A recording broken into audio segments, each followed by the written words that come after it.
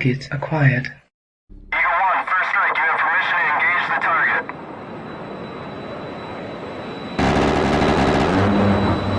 Warning, the following video contains explicit language which may be offensive to some viewers or inappropriate for children. The content within this video is intended for mature audiences only.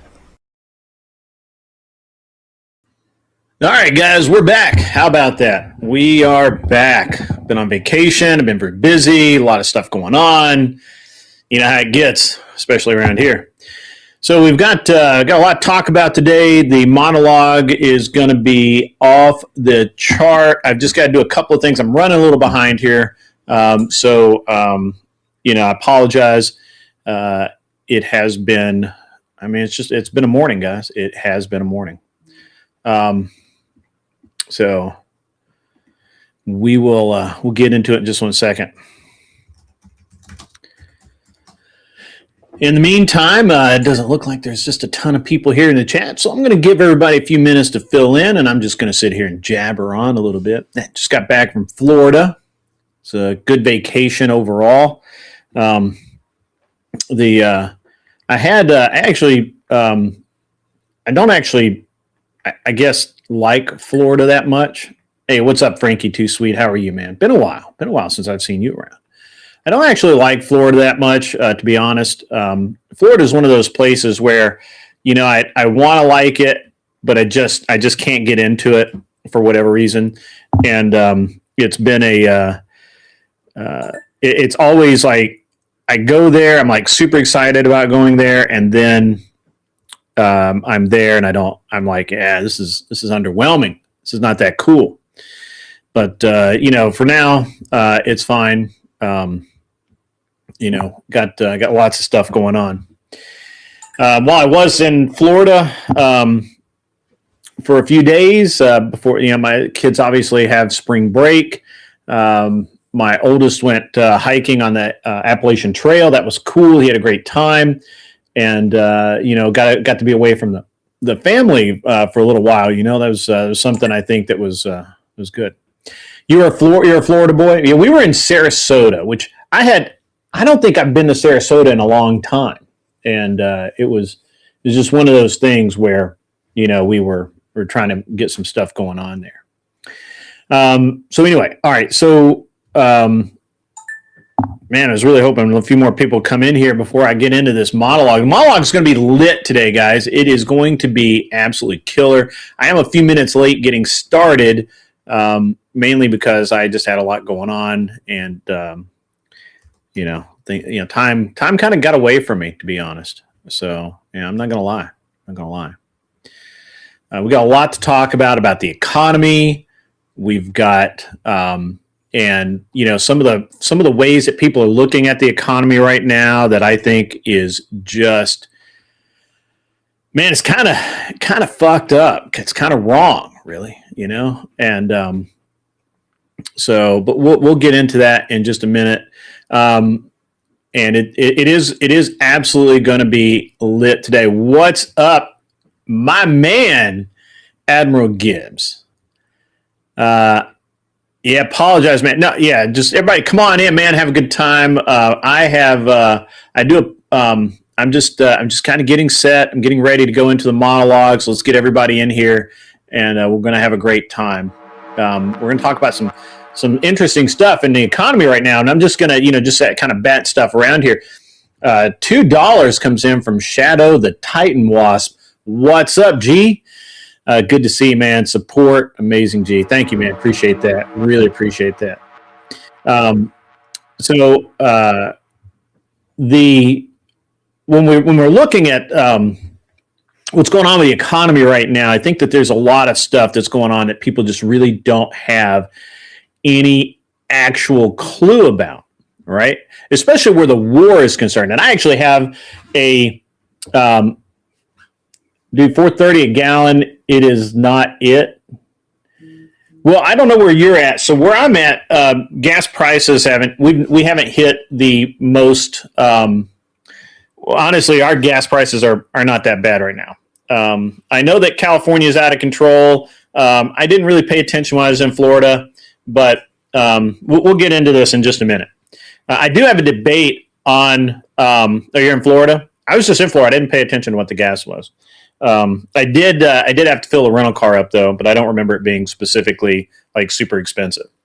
Here in Tennessee, we actually just did a thing on it the other night. And the gas prices here aren't even near the worst they've ever been recently. So that's interesting. I'm going to kill my camera for a second, and I need to check my focus. My focus seems a little off. So give me 1 sec, guys.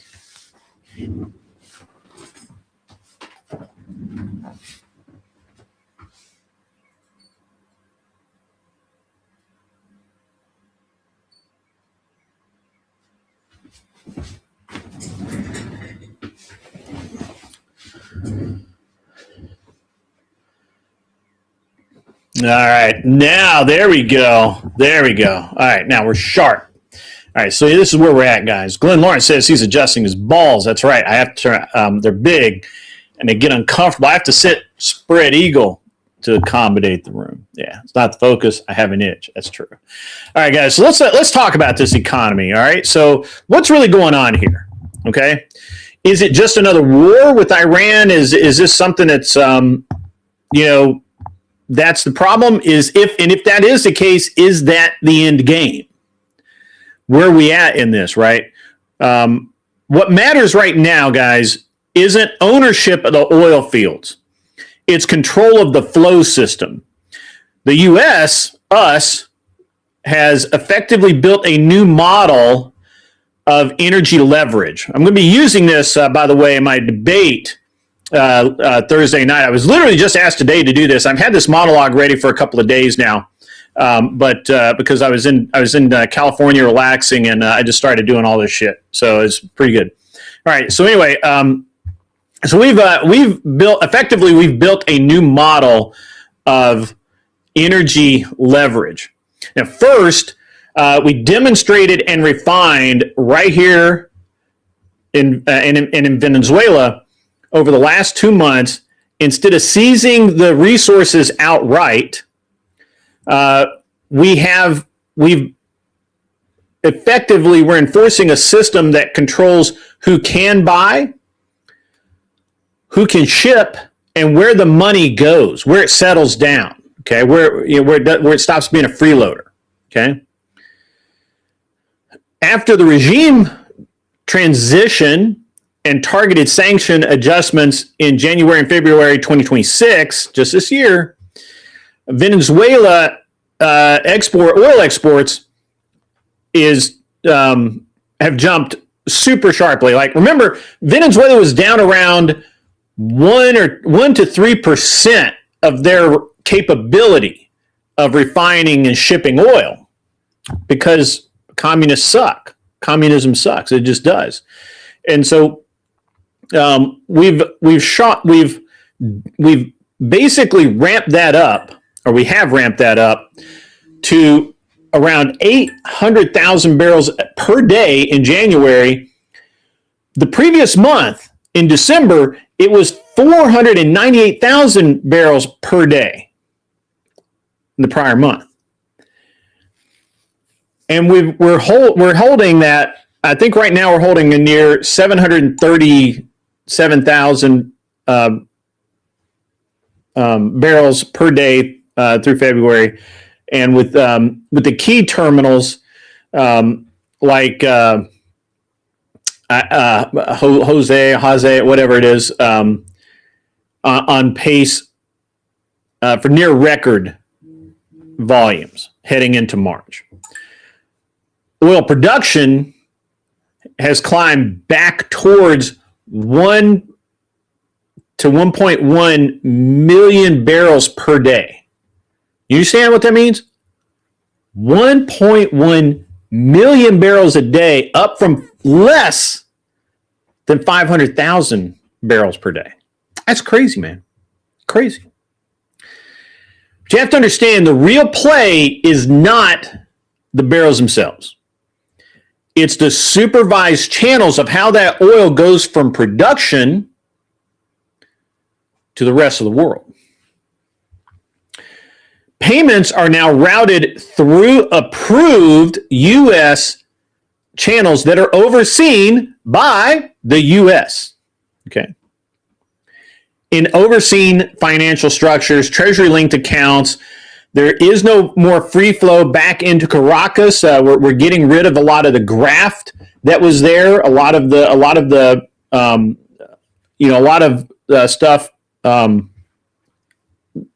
A lot of the criminality and inefficiency that communism breeds. We've gotten through that, and we're forcefully. And I understand leftists. You're not going to like hearing this. We have forcefully pushed, kicking and screaming, this oil production through channels that we control, that are licensed, traceable, in payments and settlements, that keeps the leverage in place without any boots on the ground. You understand? We're going to do the same thing in Iran. You just saw President Trump tell the UK, if you want oil, you can buy it from us, and we're happy with that, or you can go to Iran and fucking take it. Go to Iran and fucking take it. You pussies. That's what he said. I added the pussies part, but that's what he said. That's what he meant.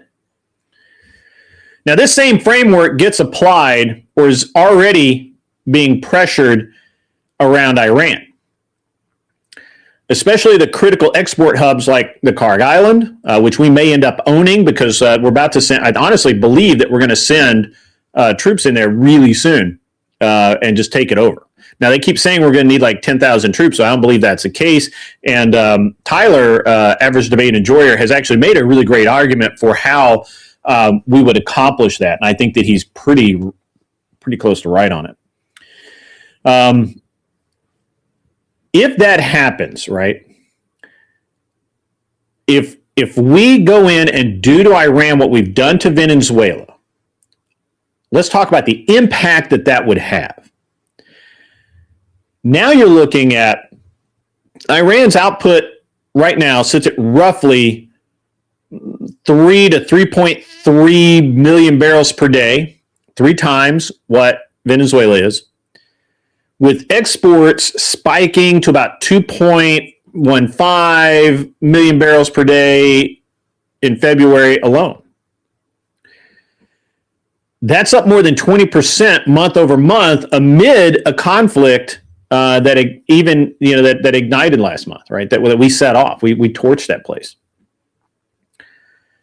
So now much of that money, much of the oil money, still moves through these shadow networks to China.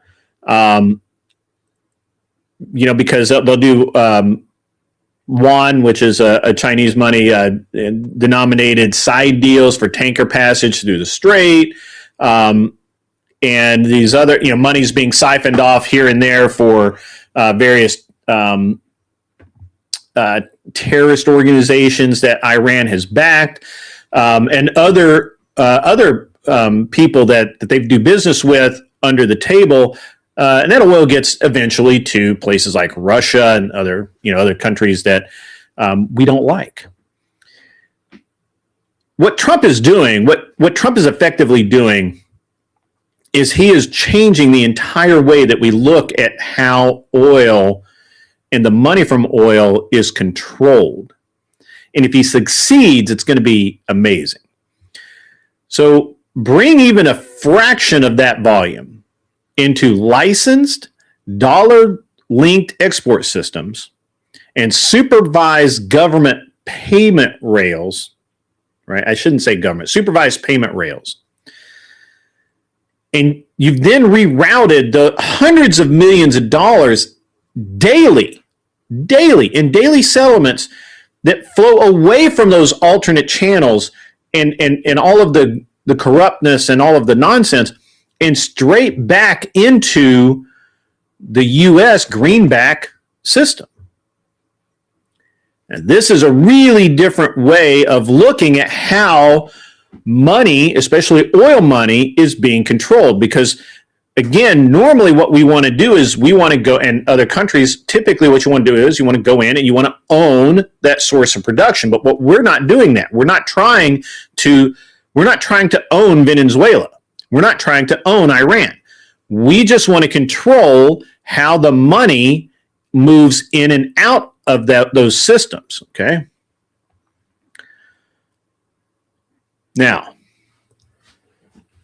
in February and March, we saw a move that on the DXY index, the index sat at near quarter lows of 95.5 in January. That strengthened to nearly 3% in March alone, pushing past 100 level amid basically the shock of the Iran war, and then with crude spiking towards $110 to $120 per barrel. It's crazy. So a stronger dollar during these disruptions doesn't just cushion the blow, it tightens the global liquidity and jacks up. Uh-oh, my camera froze. Hopefully you can still hear me. What the fuck? That was weird. Sorry about that. All right. Anyway, so we're gaining tighter control of how that money flows in and out of these oil countries. In the long term, in the short term, it's good for us. In the long term, it's better for us, right? So, when we have a stronger dollar based on all of this, it tightens that global liquidity because now they're trading against U.S. dollars, which costs them more. It jacks up the cost of non-dollar trades. So when you try and trade X good for Y good, it balances that. It skews the balance on that, right? And it makes these shadow, and by shadows systems here or settlements, I'm referring to things like when people are dealing in drugs, arms, other things. It makes or even the Chinese yuan.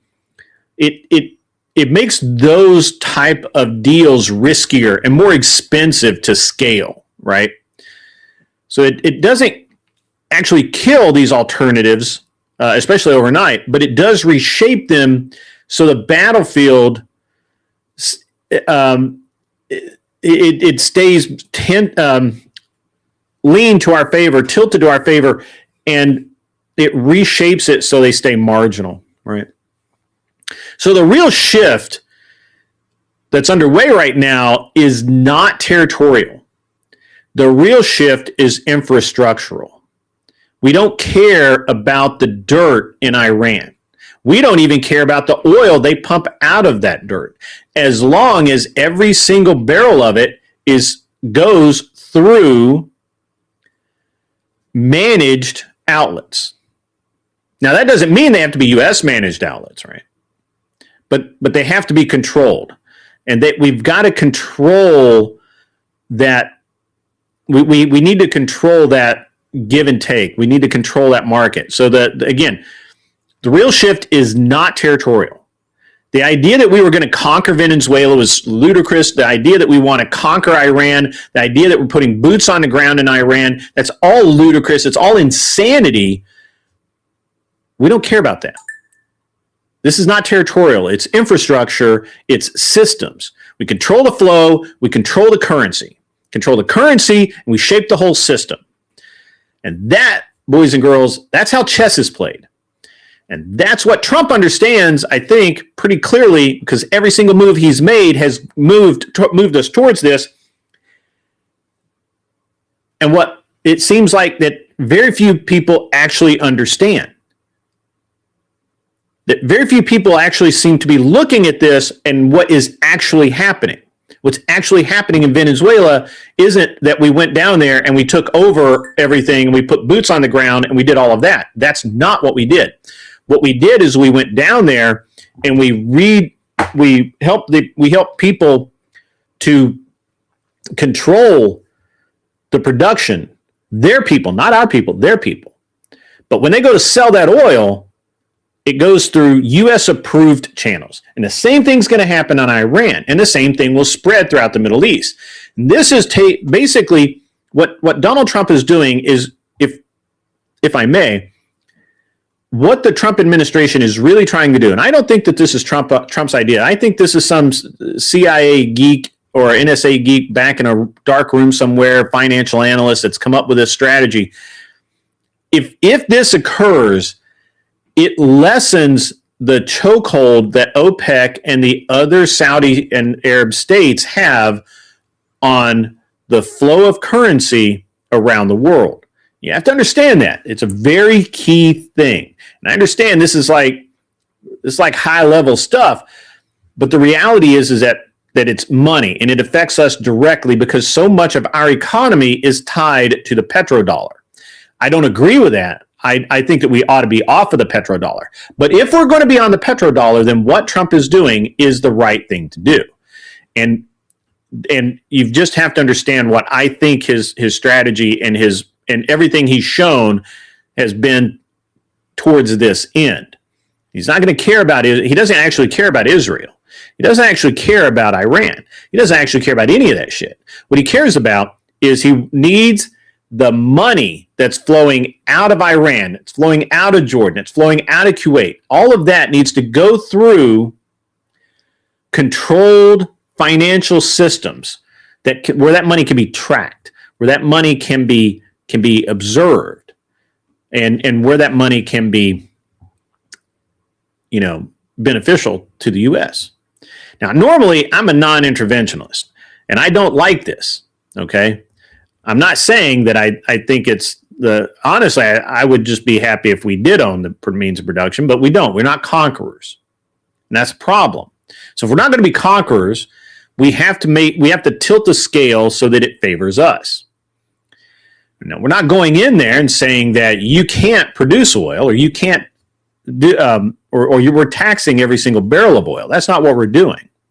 This will be something that in the debate on Thursday night will be brought up. They're going to basically say that the lefties will say, well, you just want to be, you need all of this accounted for so it can be taxed. And no, I really don't care. I don't think we will be the ones taxing it. We're not going to control that. So if UK goes over and they stake a claim, they pump out, 1 million barrels of oil a day, which I hope they do. It's not a question of us being able to tax it. It's a question of us knowing how much money is coming through, and that money not exiting the system into other means like terrorism, going into China to prop up their economy, and being bought on pennies on the dollar, which then makes it hurts our economy, right? So these are all financial things that I think are really important. And I think that the average person really doesn't care because what they're looking at is a war and boots on the ground. And hey, man, I totally get that. I'm not going to argue that is exactly kind of what's going on. But this is a way you really need to think about this financial quagmire that we're in. Okay. And the reason that actually doing well in this war is meaningful. I can't stress enough how meaningful this is. It is economic warfare, and we are in an economic war. Okay. All right. So that's kind of wraps that up. Now I want to move into this No Kings rally over the weekend. I was in Florida. I was all over Sarasota and never saw No Kings anything. I don't know that it even happened down there, but apparently there was some. Apparently it was a big deal over the weekend, and so I just had this. I put a lot of thought into this, right? Like what the No Kings. Let me explain this for people who think they're fighting fascism, right? Like, I don't think we have anybody in here, but the next time somebody gets up in your grill about it, or the next time you have to talk to somebody about this No Kings bullshit, let me help you out. They think they're fighting fascism. What they're actually doing is standing in a crowd on a Saturday. They look around and they think, yeah, no kings. This is what democracy looks like. Bro, seriously? You're holding a sign that's made by a communist billionaire who lives in Shanghai. No kings? What the fuck's wrong with you? You live in a constitutional republic. You have elections, term limits, free press. They spent 4 years calling the president a fascist without one journalist, not one, being arrested for it. That's true. That's true. So then we get to the modern definition of fascism, right? What is a fascist? You love your country? You're a fascist. You want to enforce the border? You're a fascist. And racist. You think parents should raise their kids, not the school system or the government? You're a bigot. You want to know who's voting in your elections? That's Jim Crow, baby. It's Jim Crow. Being patriotic in any shape and or form is absolute fascism to the modern left. It just is. It's what they want. But every other country in the world can have borders and enforces them, and they don't have a problem with it. 176 countries require ID to vote. They don't have a problem with it. That is the definition of a country. But the Democrats, the establishment, they tell everybody else otherwise. And people believe them. They believe them. Congress has a 15% approval rating. Think about that for a minute. 15%.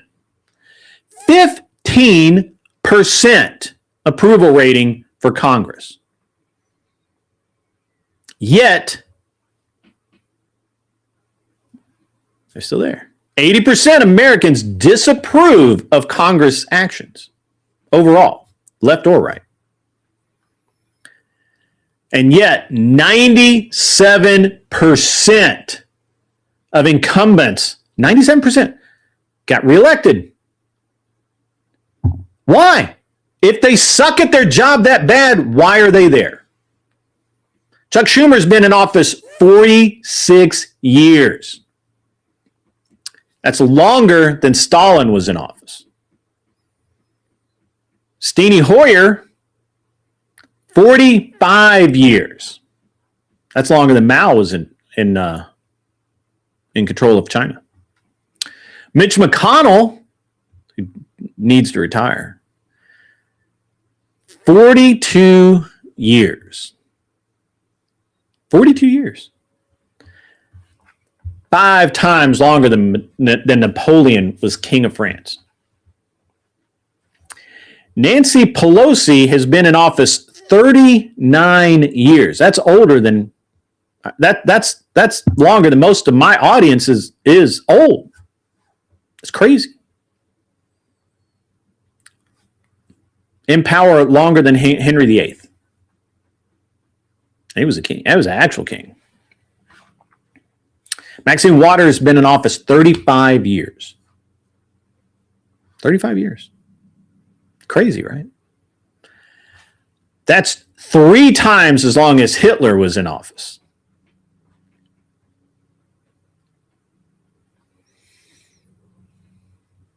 Bernie Sanders also been in 35 years. I could be wrong about that. He could be 30. Could be longer than that. I could be wrong. That's longer than Mussolini, baby.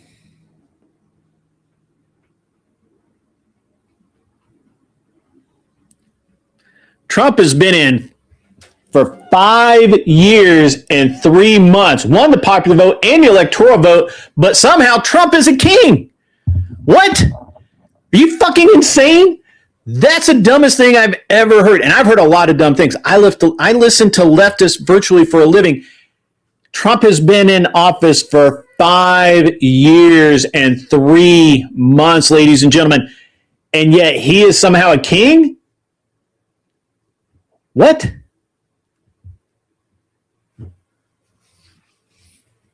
Okay, buddy. You don't hate kings. You just hate kings that aren't yours. These leftists are okay voting for Bernie Sanders over and over and over again. The guy can't even see straight. They'll keep voting for him. Fucking Chuck Schumer, 46 years Chuck Schumer has been in office. Seriously? What's up, Natalia? What's up, everybody coming in? 46 years Chuck Schumer has been in office. And Saturday, the leftists, the same people that voted for that pile of bones, were carrying water for all the leftists. They carried their water like a champion, like camels. They carried that water.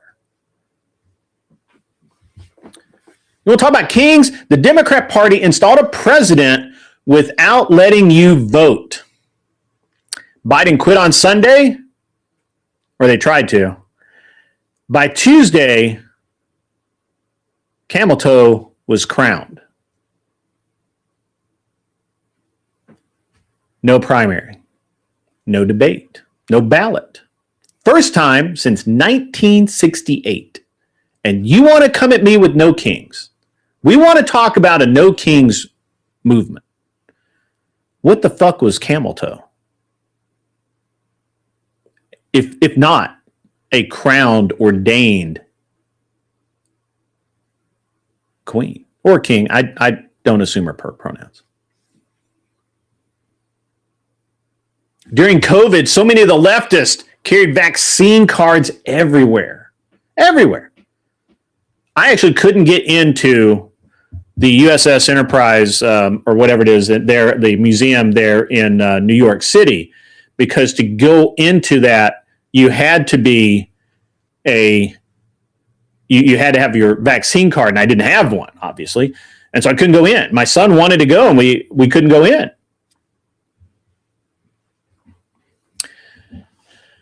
Camel Toe Harris would be better than Trump. Yeah, that's literally insanity.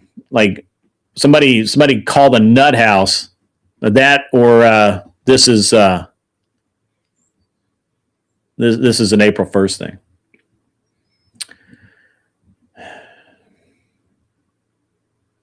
You carried that vaccine card like a hall pass from the government just to eat at a restaurant, go into a park, to go into a museum.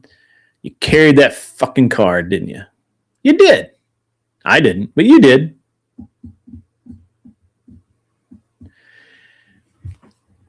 But getting a birth certificate or waiting 2 hours at the DMV to prove that you're a citizen before you vote, that is somehow oppression. Requiring ID now is somehow oppressive. Interesting. Remember, 176 countries require ID to vote. We're unique. The only possible thing that you can determine from all of these facts as I've laid them out is the Democrat Party is pro-illegal immigration. 100%.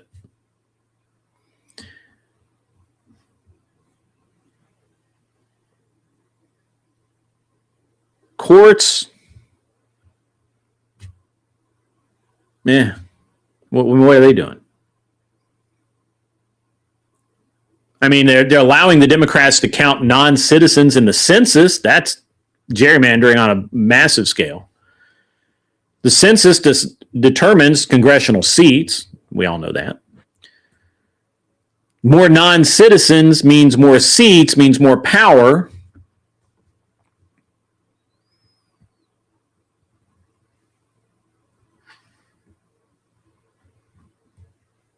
No voter ID means no way to check who's voting. And that's how you keep power without wearing a crown, ladies and gentlemen. That's how he did it. And Biden built a censorship machine. Oh, that's got to be Anson Knowles. He's a monarchist. So we need to get rid of the terms and the elections. Yeah. His monarchism is showing.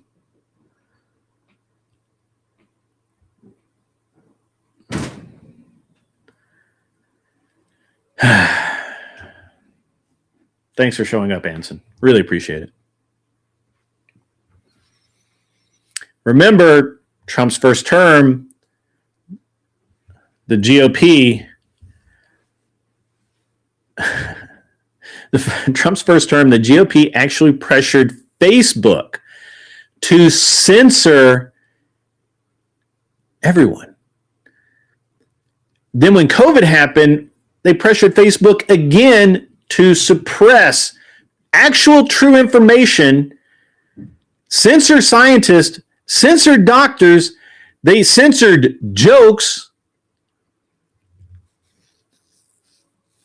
All the Biden White House. The Biden White House told them to remove humor and satire. Can you believe that? Can you even believe that? That's why everybody on YouTube is so jumpy, because about what we say. Because if we say the wrong thing, it wasn't that long ago that when you said the wrong thing, you got your channel snuffed out.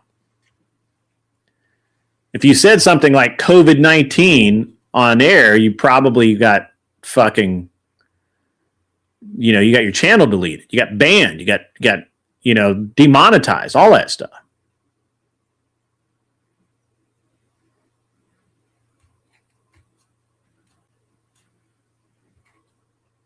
That's why most conservative content creators are nervous as a long-tailed cat in a room full of rocking chairs. 100%.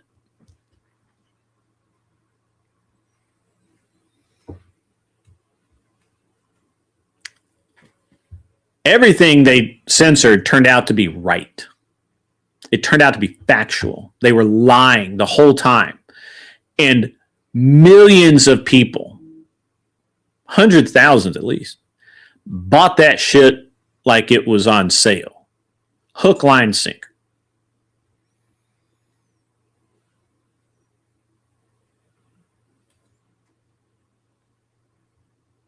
Yes, I know a lot of people who have multiple alt accounts because of Facebook deleting their accounts. And if you think it stops at just speech, well, brother, you are wrong. The extreme left justifies taking your children from your family. They do. All the time. 6,000 schools rewrite children's identities without telling the parents. And the state apparently has the right to intervene. That's what the Hitler Youth did. That's how the Hitler Youth worked. So did Mao's Red Guard. Same way. The Soviets, the professional communists, built statues of a child who reported his own father.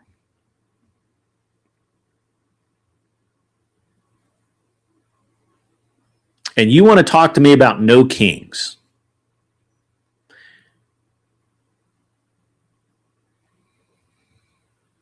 It's the same playbook. Looking back to COVID, a bakery got shut down. Why? Because they didn't care if people wore masks. They got shut down. Churches were closed. They had ministers who were dragged out, physically removed from houses of worship. And we saw it. We watched it. Many of us, like myself, were outraged, angry. Like, what the hell, man? Not the leftists. Not the people who marched in the No Kings rally last week. No, sir, not those people. Those people cheered. It's for the good of the nation.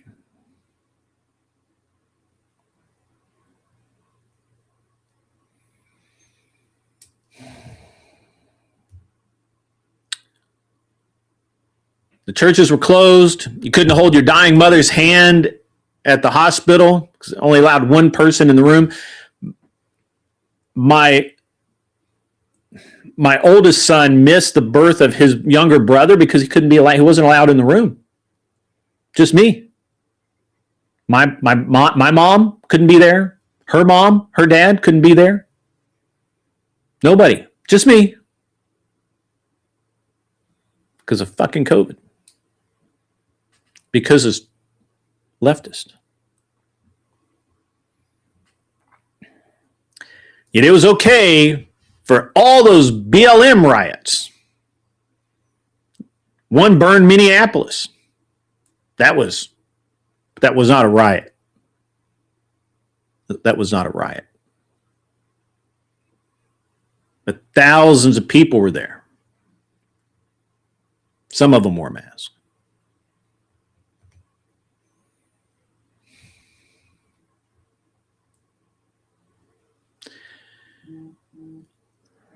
Biden's reign left us with $2 billion in damage, 25 dead, 2,000 cops injured, 20 states burning.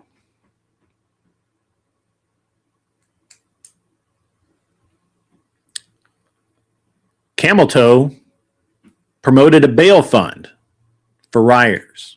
No investigations needed, no hearings, just bail them out on the government's dime. Yet,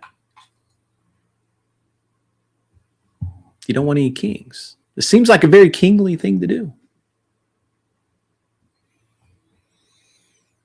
Then we had January 6th.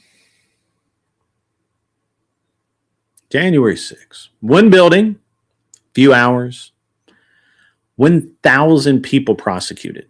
Over 1,000, actually. I'm rounding down. 2 years of televised hearings. People were held without bail. They were held illegally, honestly.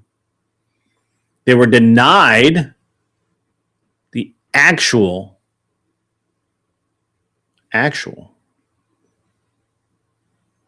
rights. They were denied actual rights.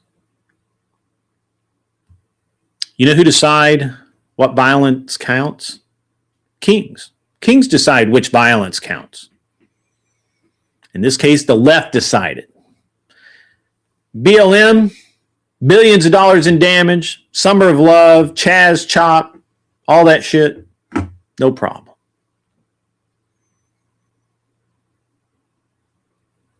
Take a walk through a government building that's open to the public. Take a piss in a congressional urinal. Go to jail for 3 years. Thousands of people illegally prosecuted. That's what kings do.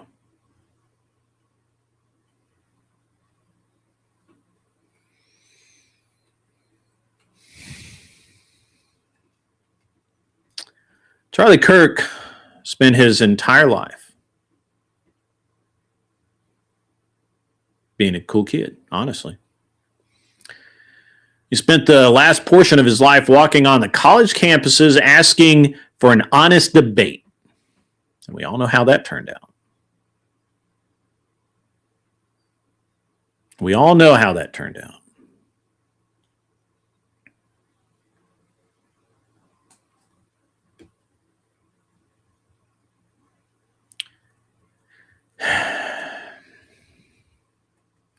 When you look at data like CSIS, terrorism database, for example, 2025 is the first year in 30 years that left-wing attacks outnumber right-wing, and yet nobody brings this up. By the way, that's only because we've started properly labeling them as left-wing attacks.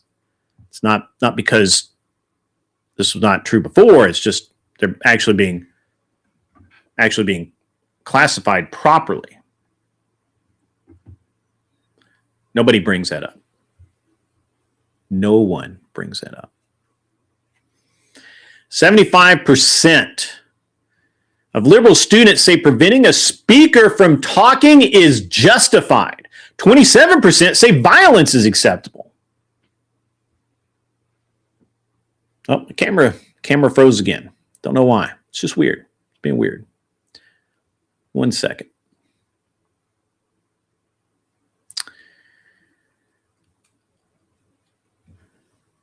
Yeah. All right. Well, the camera's being strange. I think my program's about to kick the bucket here. Let me do that. Give me 1 sec. See if we can't change video sources here.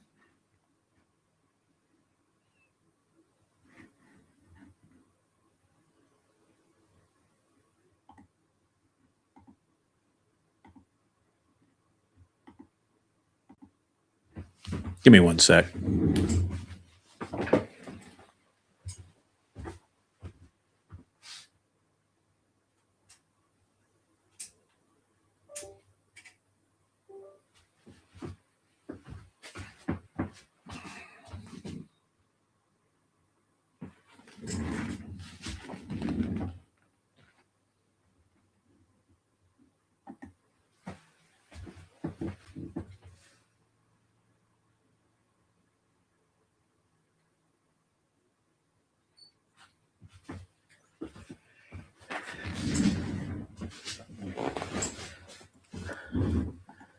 All right, back again. Sorry about that. Very strange.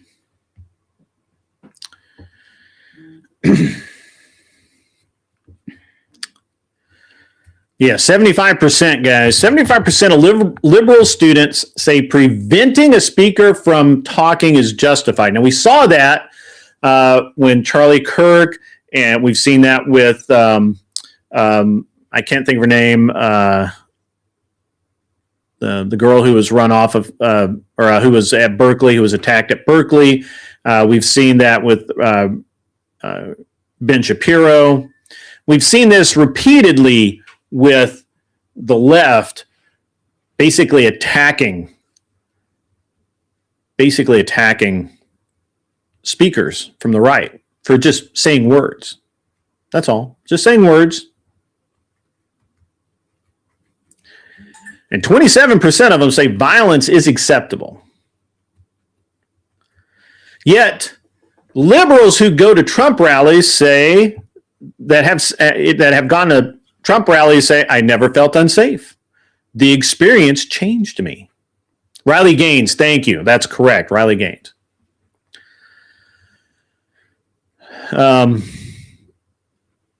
Conservatives, and they don't even have to be big conservatives. We look at the guy who was chased off of campuses here in Tennessee recently, over and over again, just for trying to have conversations with people.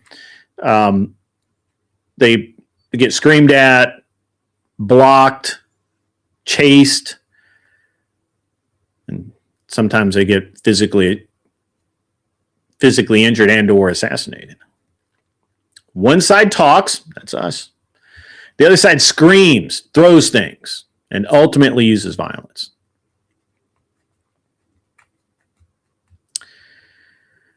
The Party for Socialism and Liberalism and all the other tisms marched with you on Saturday at that No Kings rally. I am in Tennessee. Their stated purpose, in their own words, was revolution. Revolution. Not reform, Marxism. Now, Marxism, as you all know, is, I believe it's just a framework of communism. However, if you ask a Marxist, he will say, no, it's in fact not communism. And yet it is. I believe it is.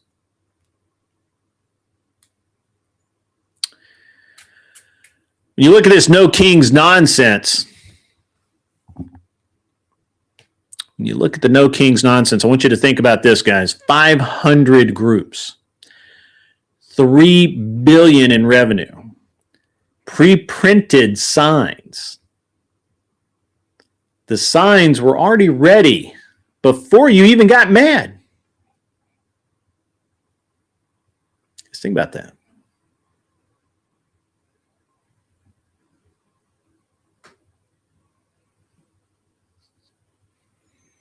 You say no kings, and I get the slogan, right? Americans are supposed to reject concentrated power. That's fair enough. But if you really mean no kings, then say no kings when unelected bureaucrats throttle speech. Right? Say no kings when party machines decide the outcomes before voters even get a real choice. That's how Camel Toe got the nomination, guys. That's the point.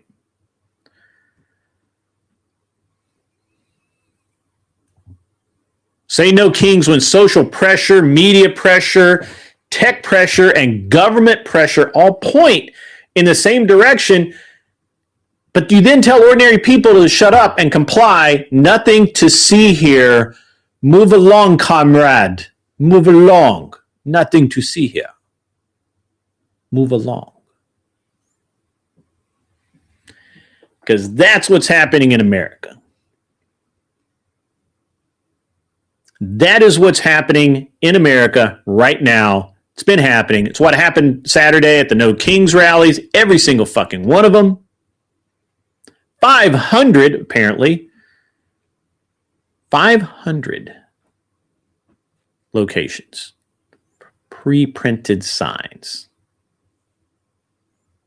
Yes, correct. No kings, but you want Maduro free. Yeah, that's worth it. This is what Americans are watching happen, guys. We're watching the federal government pressure social media companies during COVID. That's not conjecture. We proved it. The federal courts have reviewed extensive records of government contacts and contracts with all the platforms. All of them. Not one. All of them. And the House Judiciary Committee, it's a big word, but it is what it is. They published the internal communications showing repeated White House pressure on Facebook and Twitter about COVID. We know that. We understand it. You want no kings, but you are fine with Biden being one and acting as one.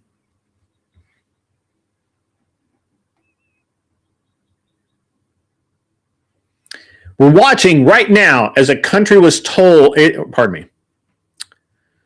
misspoke. We are watching right now as a country, we are told voter ID is an authoritarian plot.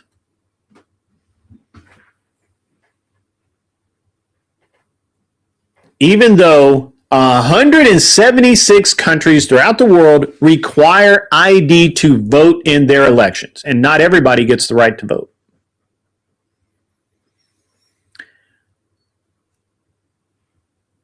To get anything in life, to have a bank account, to have public access to public service, to be able to drive a car, to be able to do anything, you need ID. Anything.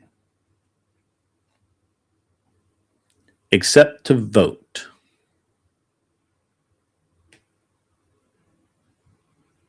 Except to vote. You want to fly? You want to drive? You want to open a bank account? You want to buy certain products, like guns, for example? You want to hook up electricity to your house? You want water? You want water? You want to live in a good apartment?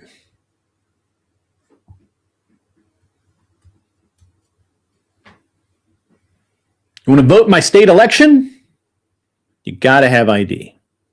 Yet somehow proving who you are before your vote helps to decide who governs this country. 330 million odd people is somehow oppression.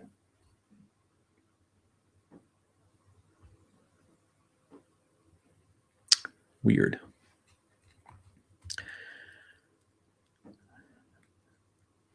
ironically, this is not a serious standard. This is just a political standard, and it's a stupid political standard, and anyone that buys into it needs their head examined. We have watched the border collapse into partisan morality play. Like, how much of an idiot, how stupid do you have to be to not understand that the border needs to be secured? It's not a moral thing. It's not a I don't like you thing.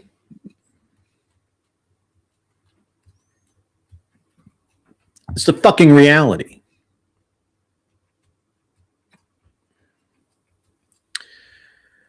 And that's where the gaslighting reaches epic and unbearable proportions.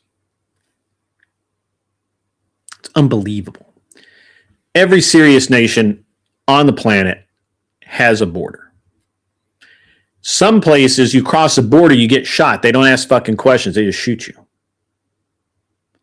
The debate is not whether borders exist. The debate is not whether this is stolen land. The debate is not whether or not we have the right to protect what is ours, because in fact it is ours.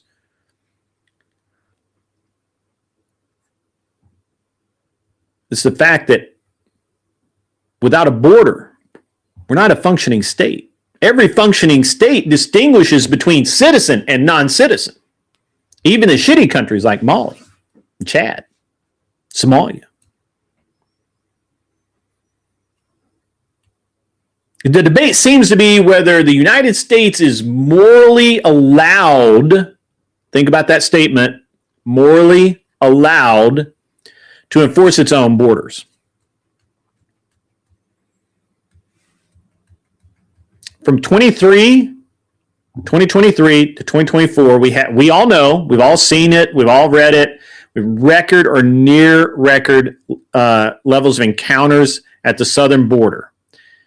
And it became a very national issue. We also understand, and it wasn't just Mexicans coming across, it was Venezuelans, Colombians, El Salvadorans, a lot of people, and then we had people from Somalia coming through the southern border. We know some Chinese and some other Asian countries have pushed people through the southern border. And that's not even up for debate. Okay, that's just fact. Okay, it's a fact that there were record levels of encounters at the southern border. It is a fact that it is a national issue, and it is a fact that all of those people were coming across the border.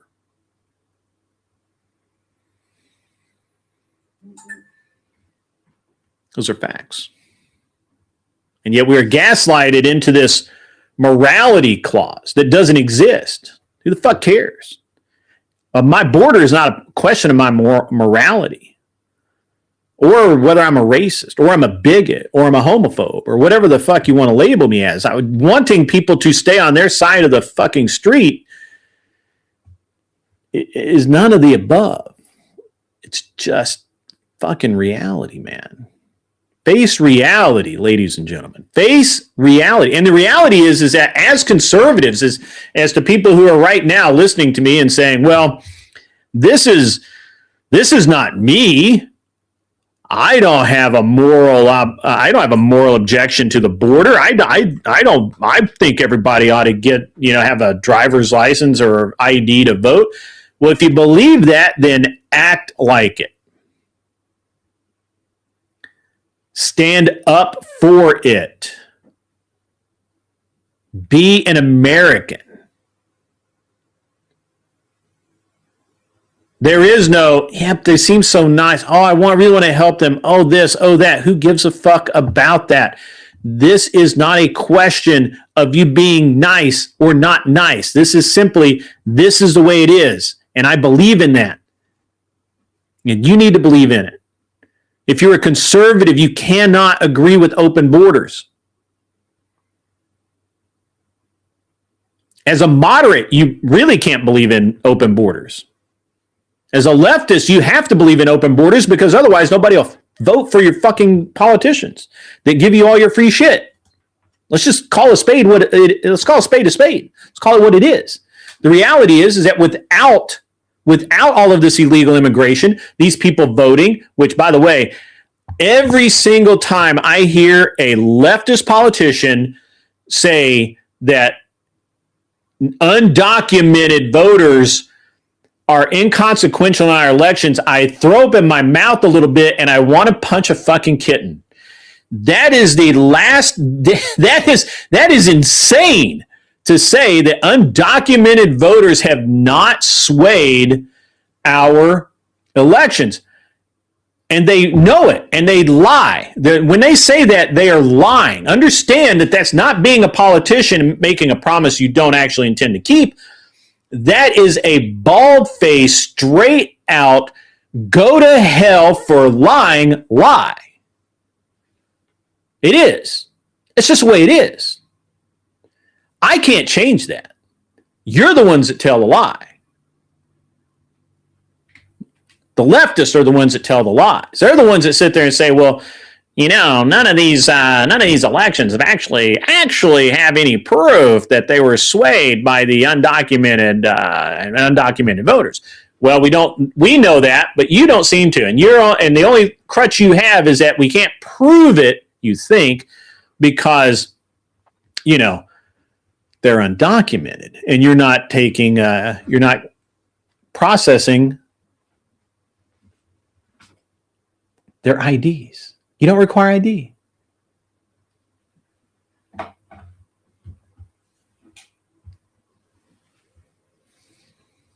I digress. Obviously, I think it's pretty fucked up. And we've watched as one set of protests gets laundered as moral necessity, while another set of unrest receives a wall-to-wall ritual condemnation for years, right? So January 6th, which I believe there was motivation for that. I believe that while they may have been misguided, those people thought that they were doing good and had some morality to it. And while I don't necessarily believe the narrative of January 6th, I don't condemn the people that did it. And yet the left do, but they won't condemn BLM in the same breath that they will say BLM was a useful, peaceful protest. In the same breath they'll say that, they'll say Jan 6 was absolutely terrible. Yeah.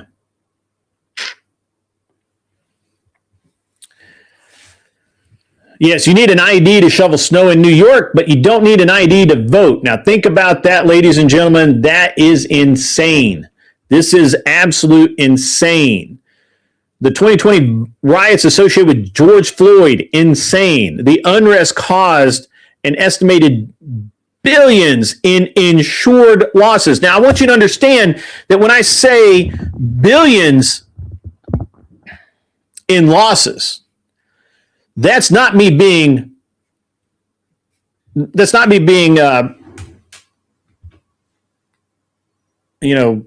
like blowing things out of proportion. Not hyperbolic. These are insured losses. The insurance company had to pay for all of that things, which means that the proprietors and owners of those businesses, their rates went up, which means a lot of them went out of business because they couldn't afford it. And the ones that didn't go out of business, they are today, they'll never forget it.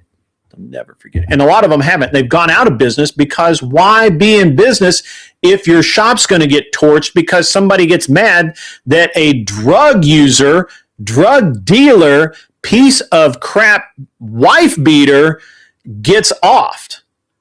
Which, by the way, that didn't even happen that way. We all told you, and you didn't listen, that the guy was having an attack. He OD'd. And now it's all coming out. And now you all look like fucking idiots. Every single one of you. All you guys who went around chanting George Floyd.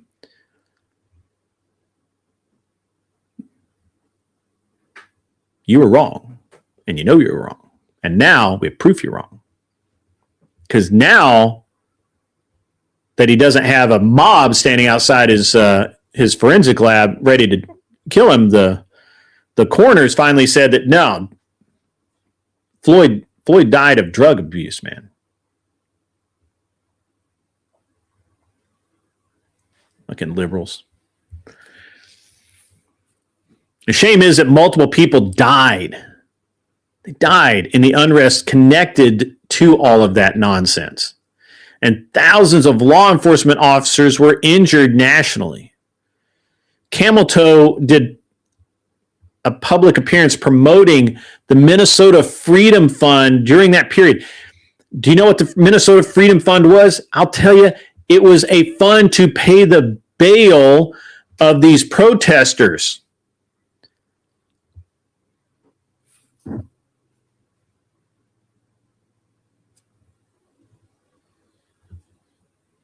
Can't make this shit up. You can't make it up.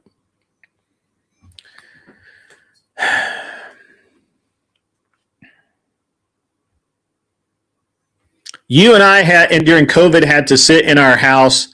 We couldn't go outside. We couldn't go to church. We couldn't go to the movies. We couldn't go to Starbucks and have a cup of coffee. And yet, politicians could have parties. Politicians flew on airplanes without masks. You guys remember that? They got AOC sitting there in the private jet and the government Gulfstream. You know, it's a $60 million airplane flying around, no mask, having a good time, sipping a little champagne, having some alcohol on the flight. Your government dollars at work, baby. Make her pay. What I ought to say. What I say, make her pay. You know how much a trip like that costs? It's a lot. It's a lot.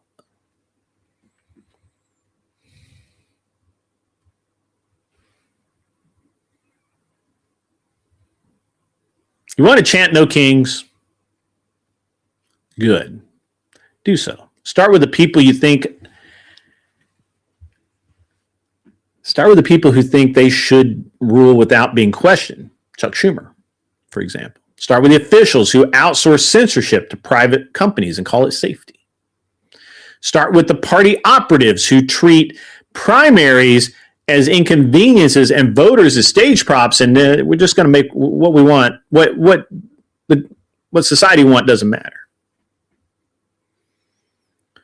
Start with the cultural gatekeepers running around calling every disagreement hate, every boundary violence, every act of national self-preservation fascism,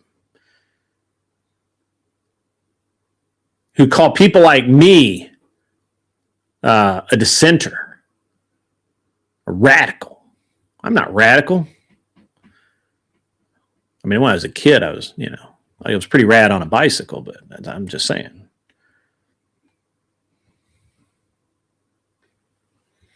Because in America, a king is not a man with a crown. A king is anyone who thinks your rights are permissions. That ain't true, baby. A king is anyone who thinks your vote only matters when it helps him. A king is anyone who thinks the law binds you but excuses him. That's literally every single congressperson. A king is anyone who cannot tolerate open debate because debate is the one power, the one thing power fears when it starts to rot.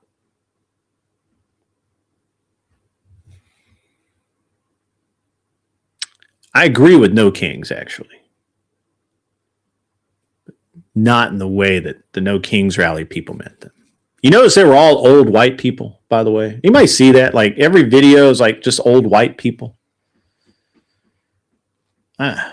For shame. For shame. They were probably told that once again that we were going to get rid of their Social Security.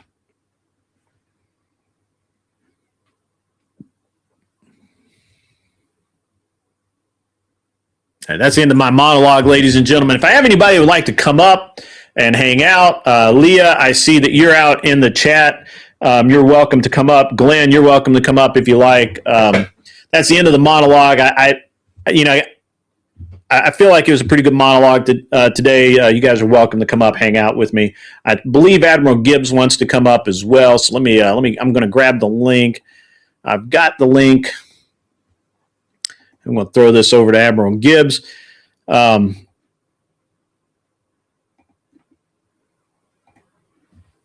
you go.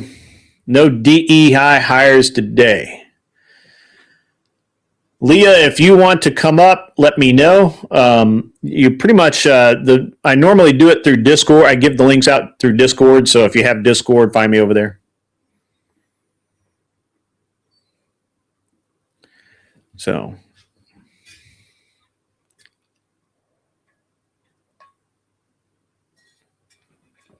And now I'm out of coffee.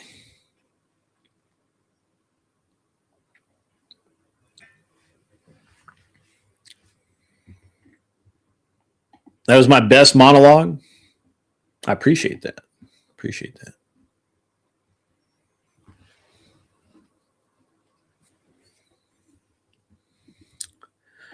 Boomers have dementia and didn't know what they were protesting or susceptible to propaganda on the TV. I mean, you're probably right. You're probably not wrong about that. Lee, I'm going to for anyone that's not a member of my Discord, I'm going to throw out my Discord link here. Give me one sec.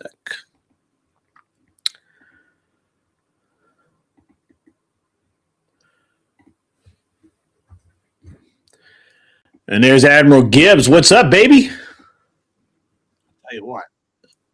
How you doing, man?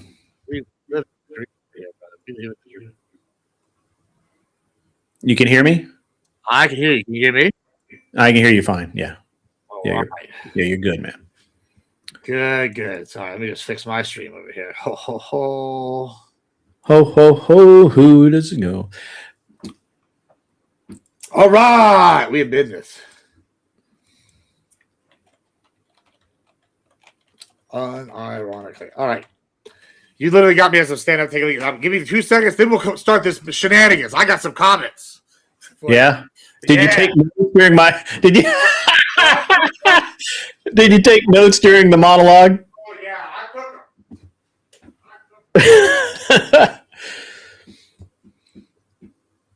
Oh man.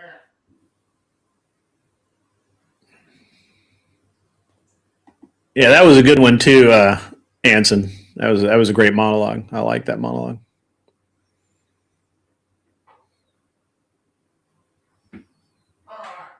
Sorry about that.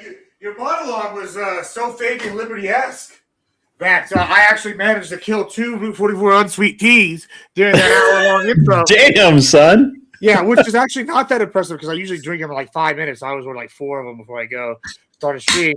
But like I've been at 22 hours live now and I was dehydrated, and so we slammed it. But listen, that was very long. I do say before we go into any of the important stuff, I made this comment, and I always believe in making the same comment in people's faces.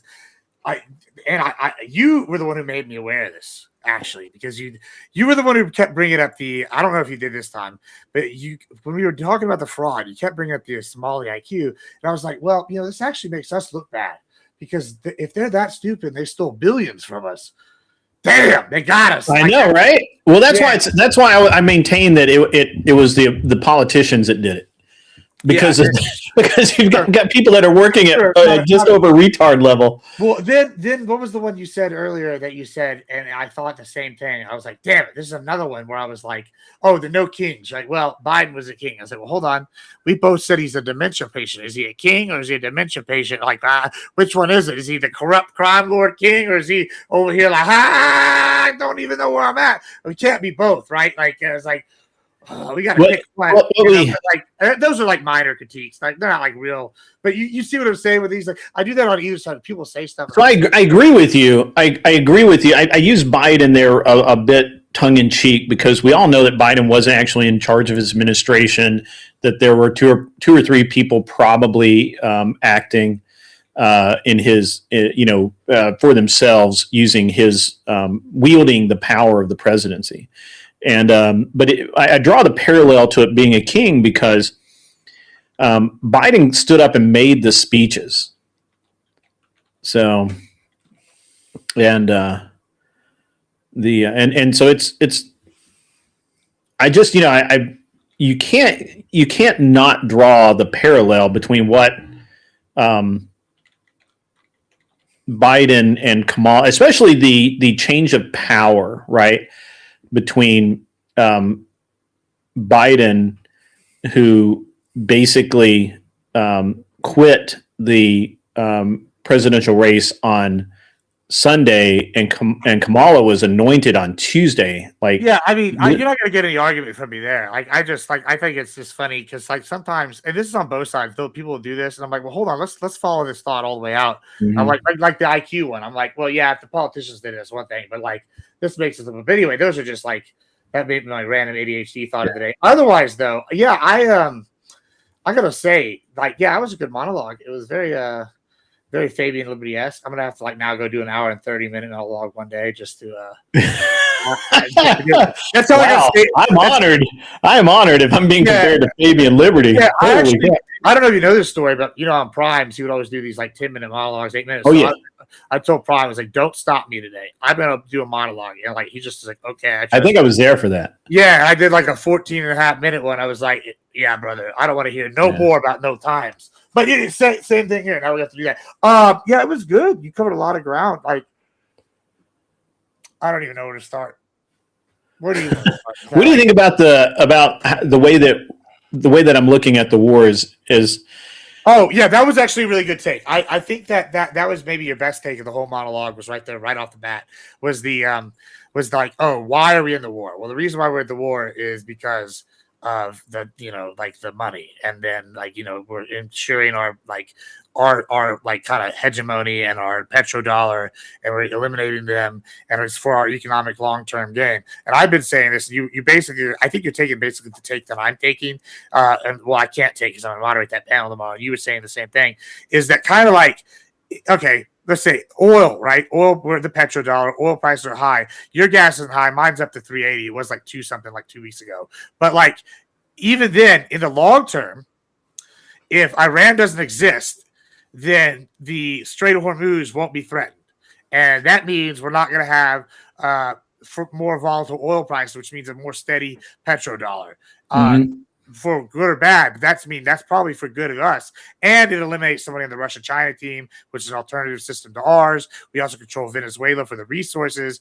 Like all these things, they have like the biggest gold and silver mine and a ton of precious metals as well. But we don't actually control Venezuela. I mean, the point is that we don't actually control Venezuela. What we do is we control how they interact with the world market. We own them. We're enforcing. They are our bitches. That's true. But the thing is like we're not. Like it's a new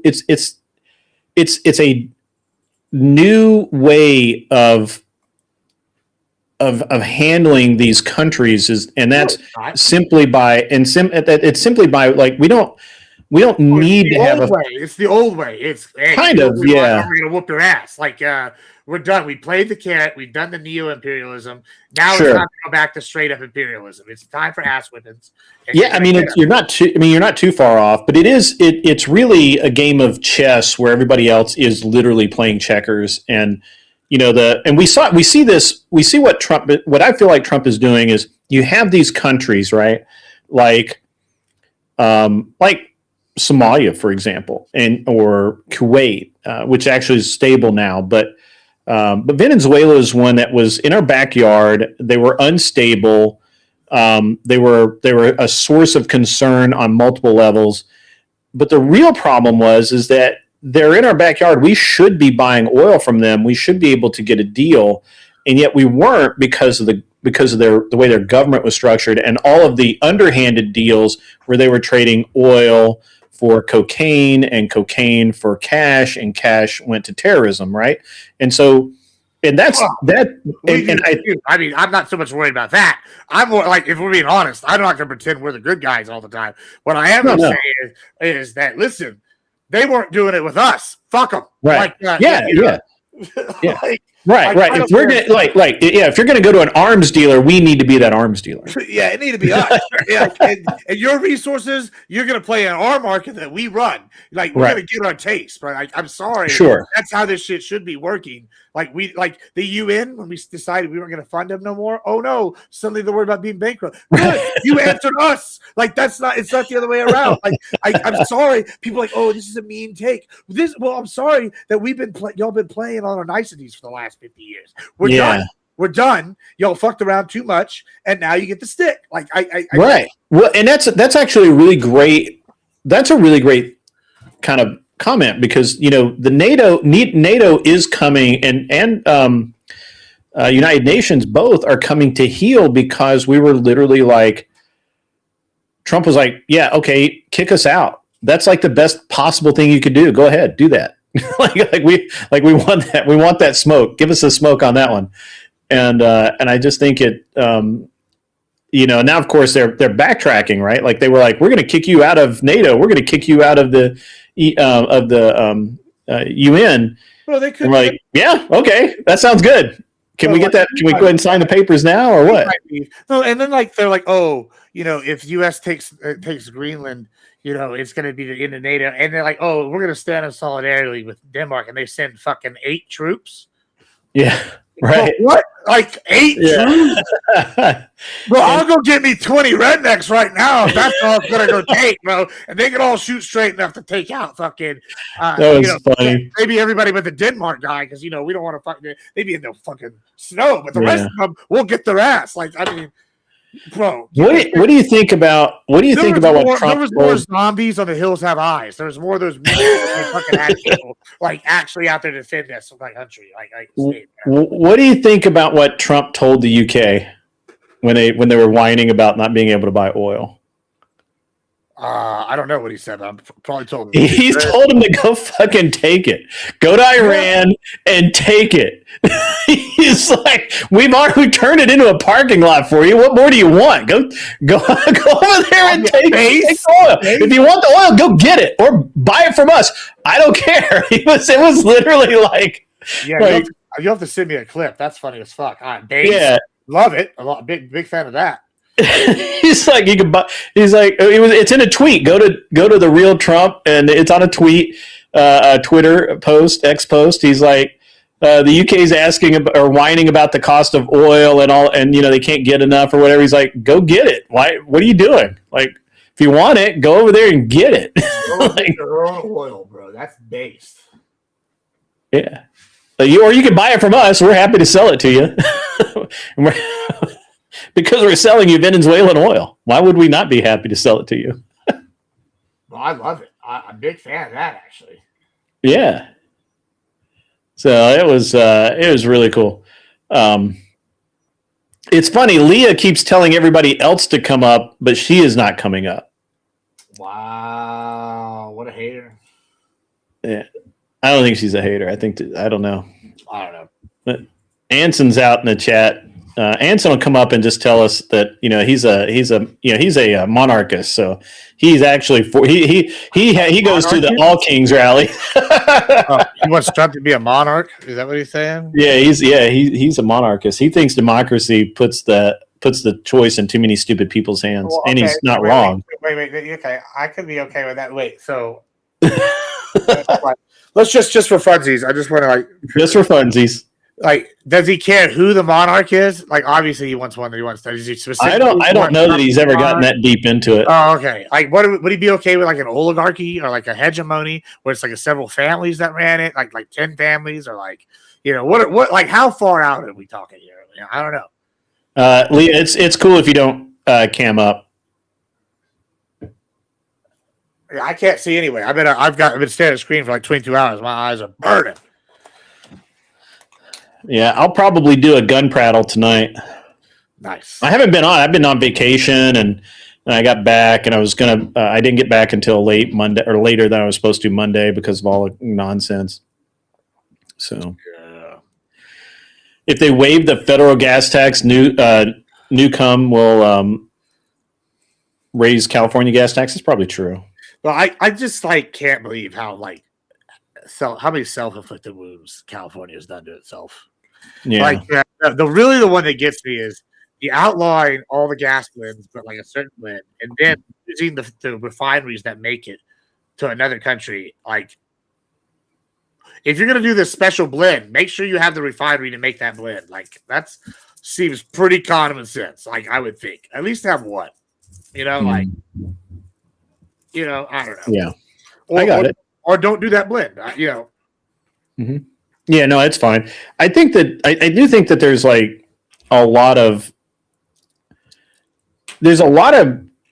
weirdness going on in what people think and what the reality is. And one of the best examples of it is the fact that like Chuck Schumer has been in office for 46 years. Oh, that doesn't surprise me at all. Yeah, but think about this. Only 15 Congress as a whole has a 15% approval rating. Like 82% of Americans are unhappy with and don't trust anything Congress says. Yet, 97% of incumbents get reelected to Congress. Well, that doesn't surprise me at all either. Well, you know, part of that is because for the last 20 years, maybe 30 years, Congress has had they learned a strategy, and what their strategy's been is they pass the buck, so it's never their fault. So if you have a bill that is wrong, or not wrong, but I'm going to post a link, guys, for Leah to come up and Anson as well, I guess, if you really want. But Anson can come up anyway. Anson has the access. So, but the way it works, man, is it's Congress is supposed to make, like, you're supposed to hold your representatives accountable. You're supposed to look at their voting record, but now a lot of the voting records are blind, so you can't,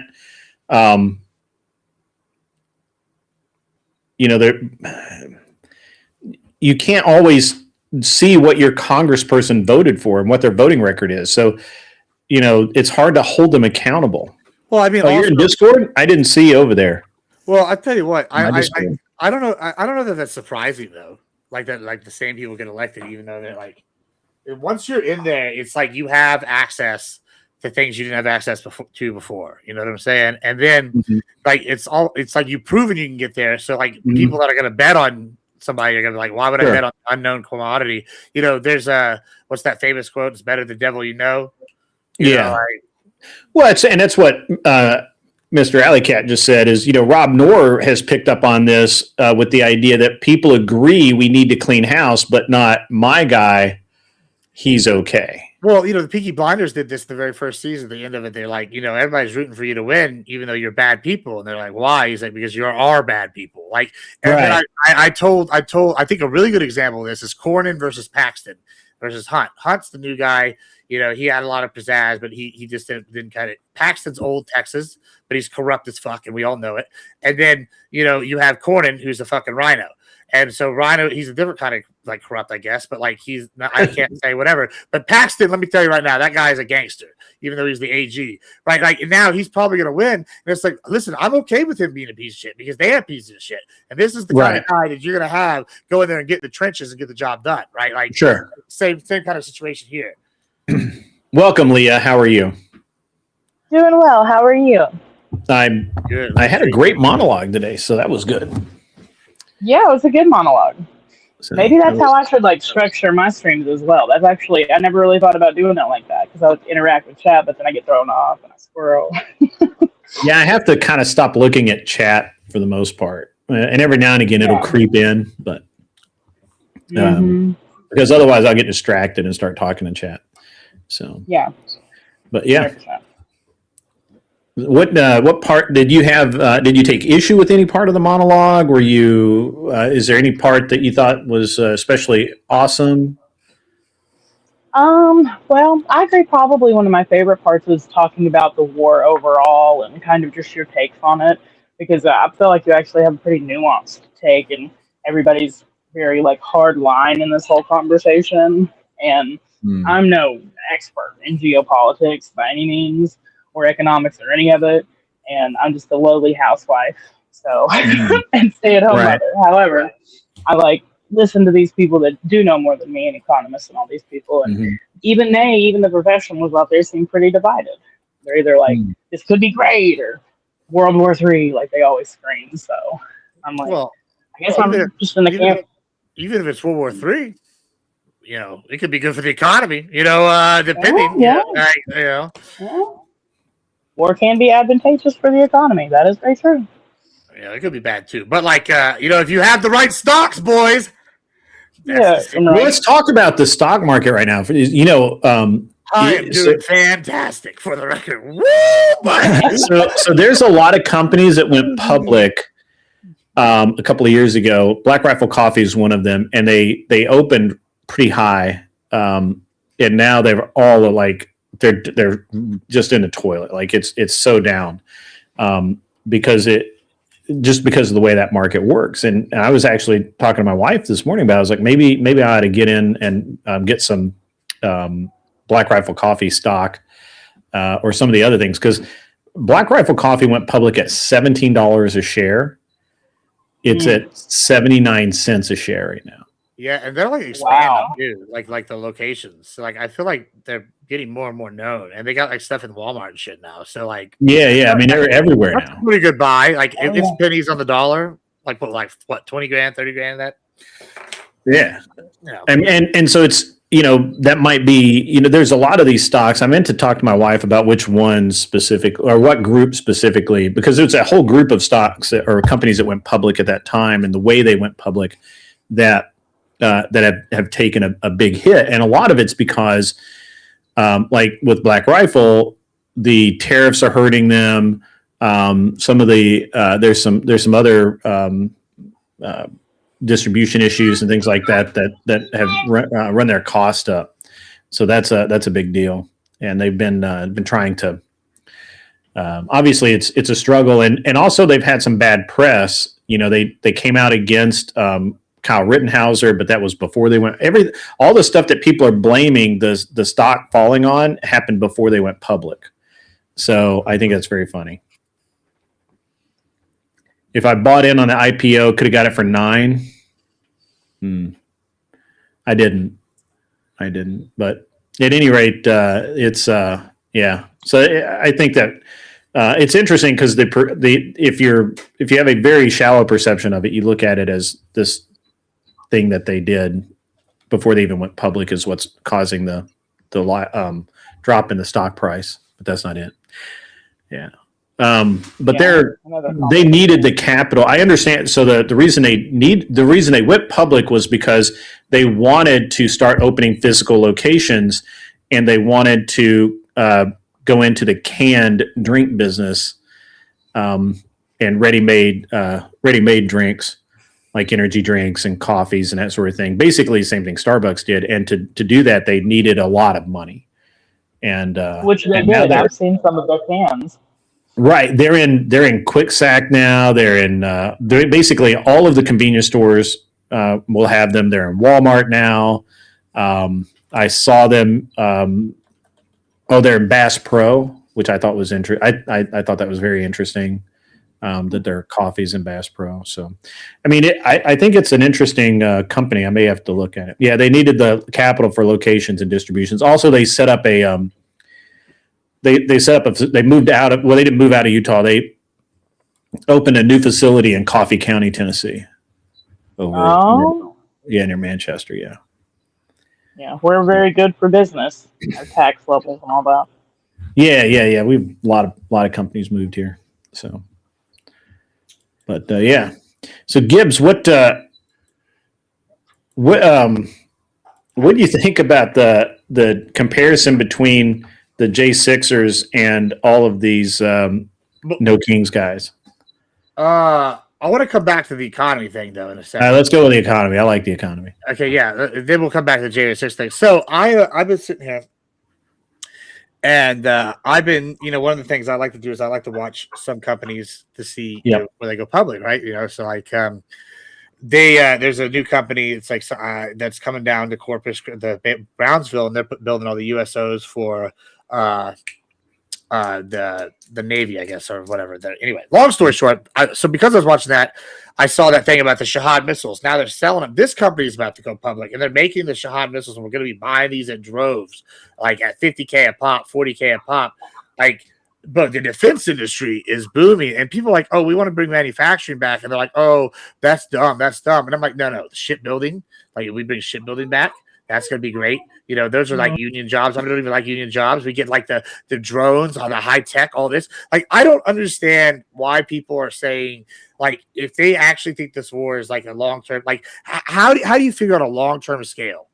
Like, this is a bad thing economically. I don't really see it like maybe in a short term. Sure, like, okay, oil prices go up, that's bad. You know, maybe there's chaos in the markets, that can be bad. But if you had the wrong thing, but like, oh, okay, we're running out of all our missiles. Okay, well, then what does that mean? That means we have to make more missiles. You know, like somebody's got to do that job, and we're not going to be depleted. Oh, we're running out of these things. Remember the literal combat shits, how terrible they were, and now they actually have roles. We built a whole bunch of shit for those now that are or whatever. We're turning them into minesweepers, all sorts of stuff. Like there's so much opportunity to be made here, and like that's not even counting the Iran gone, the oil. The stability in this, the access to Venezuelan markets. How is this a bad thing? Like, I don't understand the selling point for the long term, like at least for the economy. What are your thoughts?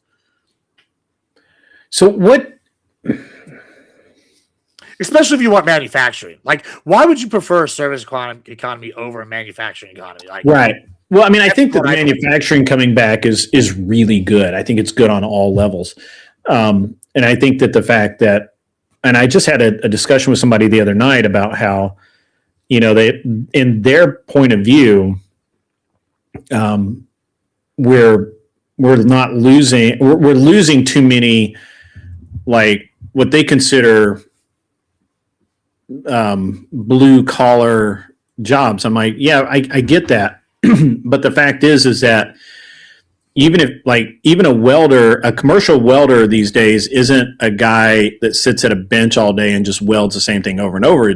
A company buys a robot, right? And it's actually my brother does this, right? So my brother works in a factory and he's a welder, and they bought a robot, and he sits there and watches the robot weld it, and then he inspects it, and then if it needs if there are flaws, you know, missed spots or whatever, he fixes it and then sends the part out.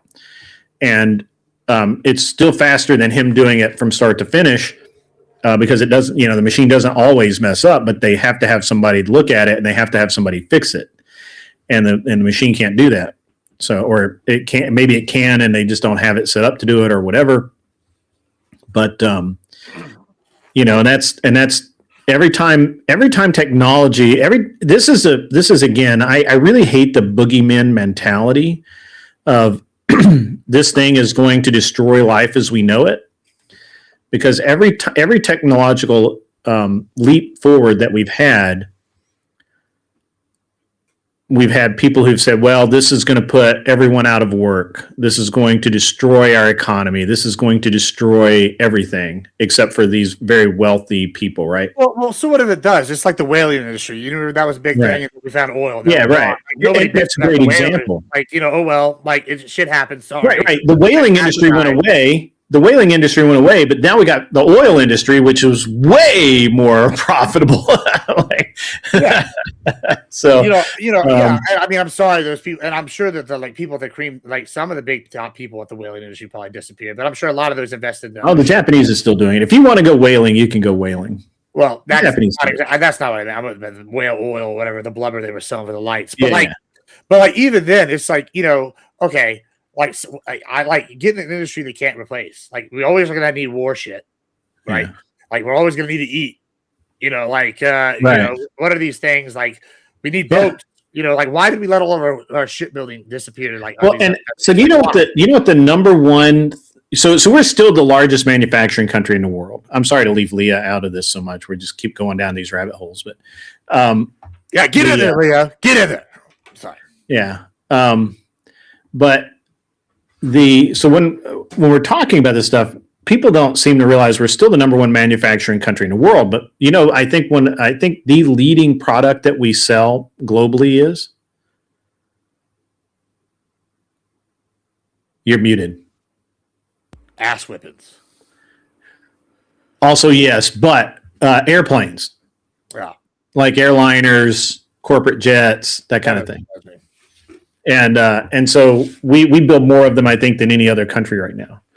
Or at least people want to buy our airplanes more than any other countries right now. Although a friend of mine just went over to France and looked at the Airbus facility and said it's pretty rad. But those jobs are not, it's just a different type of blue collar job. It's still blue collar, building an airplane or building an airliner. It still requires manual labor. It still requires people to fit things properly. It still requires all the things that, a guy making leather harnesses for horses back in the 1800s did. It's just a different skill set, and he gets paid way more percentage-wise. Yeah, I mean, there's all sorts of manufacturing that can be brought back. It seems obvious, right? It seems obvious. Just because, but maybe, maybe the guy that's been making leather harnesses for 20 years can't transition into riveting sheet metal together or some shit like that. I don't know, but I guess I don't understand what the big appeal is of it's like the service economy is like preferred over the like why? I think, I think that you look at why not both, but like why is one preferred? Mm-hmm. I don't think it's preferred. I think that there's this idea. Well, I can tell you that I think there's this idea amongst a specific group of people where they think that if you have a physical or manufacturing type job, that you're lesser than a guy who has a job sitting at a computer entering data or whatever, but they don't understand that you're both manufacturing. You're still manufacturing. You're manufacturing data, but you're still manufacturing. You're not. It's not. Anything. As a matter of fact, you're physically, it's harder on you to sit in that chair all day, and than anything else. Gibbs is probably railing at his chat right now. Sorry, I was earlier. We had a moment in our chat. We had a younger viewer because he asked the question, and then he had to mute for a second. And we were going to drop some nuggets of wisdom on him, and the nugget of wisdom was, listen, all my many years, just I guess expect the unexpected. Because at this point tomorrow, if they told me the lizard people were in charge and they showed me proof, wouldn't surprise me. If they told me everybody was a vampire child diddler or something, or there was a person in the charge, wouldn't surprise me. Like nothing surprised me anymore. Like, what was that thing they did with the microwaves and the fucking the Russia? They were like zapping them, and the Havana Madness that actually ended up being real. And in fact, we just fucking got some people from Cuba to like help prove that shit. Like they were like testing it. I'm like, oh, good. The Havana syndrome was a real thing, and nothing surprised anymore. That's really the way you got to live life, and you're never gonna be stressed. So that's it. People are always surprised or always stressed out. Sorry. So one of the things I find really interesting, and I don't know, I don't know where you're at on it, but you notice that other than me constantly bringing it up, we don't actually hear that much about the Ukraine war anymore. I hear about it all the time. Well, you're probably talking to Dylan all the time. I don't talk to Dylan that much. I mean, maybe once a week or every 2 weeks. But I'd be following it because, hey, you know why? You want to guess why? Why? They buy a lot of fucking shoulder-mounted rockets. Those secret missiles they gotta come from somewhere, man. Raytheon, let's go! Yeah, buddy. Yeah, keep that portfolio performing. Oh, yeah, boy. What was the Javelin missile for the win, baby? Let's go. Yeah. I think it's very interesting. I think the drones are good. Yeah. I think it's interesting how nobody's listening to anything about the Ukraine war anymore, but can't wait till Zelensky finally comes back to the peace table. So Our friend Joseph WW3 says service industry doesn't produce anything durable, in my opinion. Seems wasteful. I think it's a very interesting thing. When we talk about the service industry, that could be data entry, that could be fintech, banking. In my opinion, banking's a service industry. There's all kinds of things. Accounting, I think, is really good. But back to your last thing, though. Yeah. Because you brought up something interesting here. Do you remember? I think you were on this panel, right, with Dylan, and he brought up the point that Russia sells a lot of oil, and taking out Iran is going to help Russia in the short term because they're going to relax oil sanctions. They need it. I'll tell you what. Ukraine did something pretty fucking smart. They went and bombed every living shit out of all those oil refineries. So now they can't they have all this oil, but they can't get it out.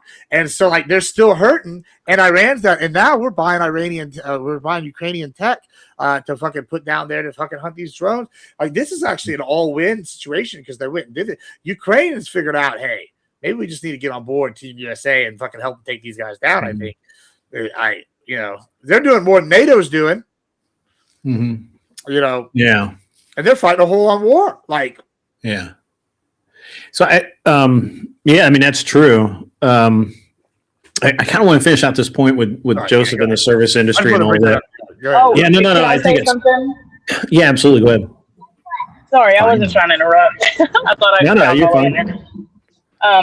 When it comes to not just the service industry, but the quality of products, I have these conversations a lot, but I was just talking about it the other day about cell phones and cars, things like this that are becoming quickly more and more, it's like a planned obsolescence. I know people are like, oh, but it's a conspiracy, but it's turning out to be more and more true. It's like the newer you buy, a phone or a car, it's like it breaks in a year or less. I think that used to be the case. I think that phones especially used to be like you buy one a year or whatever. Samsung fridges is the really one everybody thinks of. What's that? Samsung fridges specifically. You get them and they're broken a year and a half and really guaranteed. I guarantee you right now. And I've had really good luck out of Samsung. Yeah, I'm not going to Samsung everything. I work for Samsung for a while, but specifically the fridges. Don't get the fridge. I think it's an interesting thing that people. So I 100% agree with you that a few years ago that definitely with cell phones it was a planned obsolescence because they were moving. The technology was moving really, really fast, and companies weren't incorporating the ability to apply the new tech. But now you can have a 5-year-old Samsung or iPhone is almost as good as the new Samsung or iPhone. And long as the internet works, it's 5 years to 4G, it's not like the original. Yeah. As long as it's not, super old, like a Galaxy S8 won't work, but a Galaxy. Quick question. I'm sorry to interrupt y'all. Just you're able to see your Twitch chat and your YouTube chat, right, at the same time? If I open Twitch, I can know. Okay. I don't have Twitch. All right, so say Grant, go to his YouTube chat if you have a question for him. All right, cool. Well, I can usually see it here, but I don't know why I don't. I also sent you a stream together if you want to join the stream together. Yeah. Let me get this. I'm sorry. Oh my gosh. Sorry about that. I apologize for distracting from that. That's all right. But I think that the planned obsolescence is less and less because, first of all, the phones are getting more and more expensive. I actually had no problem with planned obsolescence when basically the calling plan was X amount and you got the phone for free or for like a dime or whatever. I always thought that was a reasonable thing. But the rest is not that. The rest doesn't really bother me that much. But I think there's this. I think that we have this very. Go ahead. Go ahead. Sorry, go ahead. No, go ahead. Sorry, I thought I was unmuted and I was talking. I was just saying, yeah, but when the phone's $1,400 and then it's $1,600 and it's $1,800, that's a little bit different. Yeah, no, that's a real thing. And so I do. I mean, I don't think that the planned obsolescence is there as much anymore. I will say that one of the things I think is, and I think that, you know, the way Google made their made everything open source and, you know, all of that. I think that it's changed enough now to where I'd be like, I'm more comfortable saying, you know, that that it's not so much a planned I mean, obviously things become obsolete. Oh, for sure. And I don't mean just specifically that. I just was more using that as one example that I was kind of conversating on in the greater overall of like, in America, do we make decent stuff anymore? Of course, we're not getting a lot of it from America. That's the main problem, because we'd have to pay 3 times as much, and everybody wants everything cheap and from China. Well, the other thing is shipping is so fast now too. Like, you know, I'll tell you something that was kind of interesting. So I'm going to be honest. I'll do some shady shit. And one of the things I did that was recent was Movado had their fucking factory in China. But their factory in China decided, okay, well, there's tariffs. We're just going to sell these direct instead of fucking selling the Movado first, even though, you know, that's illegal. But who's going to enforce it? We're in China. I went fucking bought 3 or 4 Movados directly from them for like $40 each. And they're the exact same ones as the ones I already have. Like, you can't tell the difference at all. And I'm like, I mean, it's because it's their actual fucking factory that's in China, as opposed to fucking, you know, being shipped to them and then they fucking put it in a little fancy box. I'm just like, hey, bonds, fuck them. You know, they're rich. I think that there's I don't know. I think that there's a very interesting thing going on with international manufacturing right now, and I'm waiting to see how it shakes out. Well, Grand Design. Everybody though. I'm sorry. I'm sorry. I said China steals from everybody though. That's kind of their MO. Is just fucking. They don't. Again, here's a problem, right? Like, who's Leroy Jenkins? Oh, that's fucking Anson. Leroy What's up, Anson? Jenkins. What's up, Greg? How you doing? I'm good, man. I'm good. Hang on a second. I gotta address this, and I gotta address the other thing. So, Grand Designs. Do I take calls later? I'm on for another hour, maybe. C-Car would be interested in joining me. Why? Why does he want to join me? So what's he got? So I don't know. Anyway, that's interesting. Did you knock yourself off? No, man. I don't know what happened. Yeah, it was weird. So what was the phone and you know, the manufacturing thing? I would be happy if we did bring a lot of our manufacturing of small thing, or not small, but, you know, things like watches, cell phones, that kind of thing. I would love to bring those back to the U.S. However, to do that, you would have to have sweeping changes in regulation, and I just don't know what. I just don't know why. I mean, I still know it could happen, right? Like, for example, to manufacture. So the whole reason that the iPhone is made in China. Well, originally it was going to be made in Vietnam, but the Vietnamese couldn't get. They couldn't manufacture them to a high enough standard. And part of it was just the way they set up the factory and some other things. And basically, when they would they were hand pressing the chips in, and occasionally they would get, kind of cockeyed, and then the phone wouldn't work right. They moved the production to China. They had kind of the same problem. Then they figured out what the problem was. They fixed it, and it's been in China ever since. So I guess kind of the problem is that or the reason that they moved it over there in the first place is because California passed a bunch of stupid ass laws that taxed the shit out of them, and a lot of regulations about what they could and could not use without having to pay a bunch of regulatory fees. So like all of the chipsets and the glues that they were using and the fumes that they were generating from, soldering things together and all of the things needed to manufacture that was going to be like this ridiculous factory, or they just ship it overseas. And that's why we've lost so much of our manufacturing, is not because Americans cannot or will not do the job. That's insanity to say that. The reason is our politicians, honestly, I think they hate Americans. I think a lot of politicians just hate success, especially when it's Americans.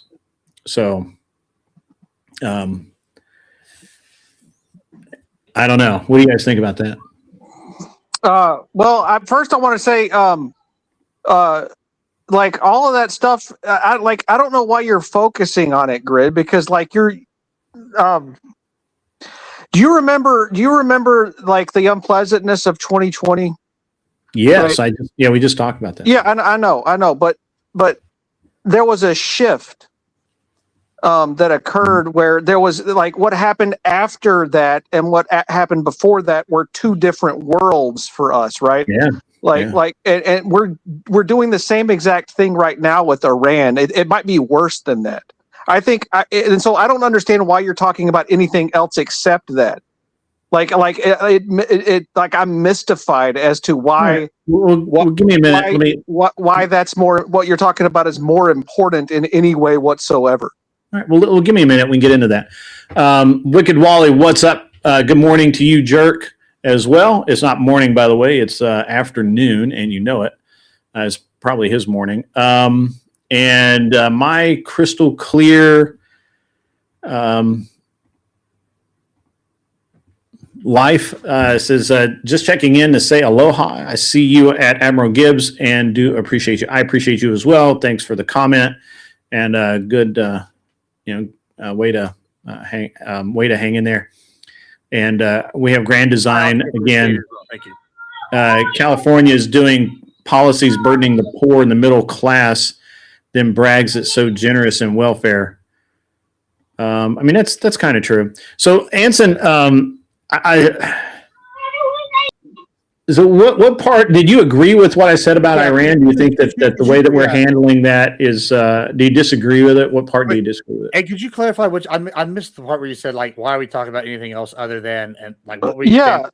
So I think that the United States prior to the COVID panic in 2020 was drastically different than the United States after. Sure. I think that the United States prior to the financial crisis of 07, 08, well, there was a big before and after difference. And I think that the issue with the 9/11 airlines and their bad customer service, the United States prior to that and after that were totally different. I think that this is more important than all of those. And okay. I think that y'all have like a bias towards like y'all don't understand how important it is in terms of an event. With the war, because I don't. Well, hold on. Because I think this is being done in the. I think Trump is doing this in the way that. While I don't necessarily 100% agree with the reason behind it, I'm a non-interventionist, and I think that we should tell the Saudi states to do this shit on their own. I agree with the end goal, which is having the Saudi states be the enforcement for that area of the world and us not be, and us stepping out of the enforcement role. I don't want to be the enforcement role for Iran, Iraq. I don't want to be the enforcement role in the Middle East anymore, mainly because literally everybody there hates us, and I think rightfully so, because we constantly interfere over there. And you don't. There is no good argument again when they say that they hate us because we come over and bomb their cities. We don't have a good argument against that other than, well, you hit us first, right? And that didn't work in kindergarten, and it doesn't really work now. So I do believe that what we're doing is the right way to go out doing it. Is we go in.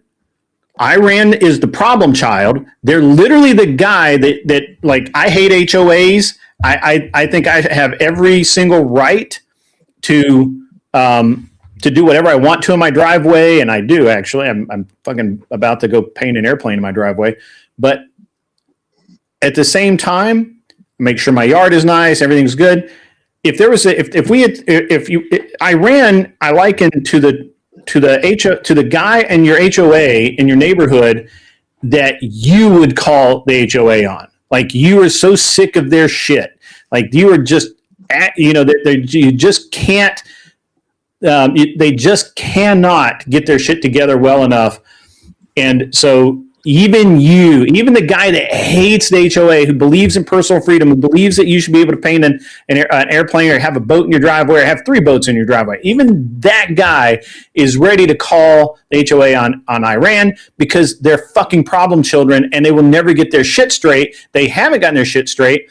And so, and again, I think we're doing it. I think that we're doing it in the right way. Now, I don't necessarily agree with some things. I never agree with everything. I mean, that's just my personality. I'm just going to be contentious about something.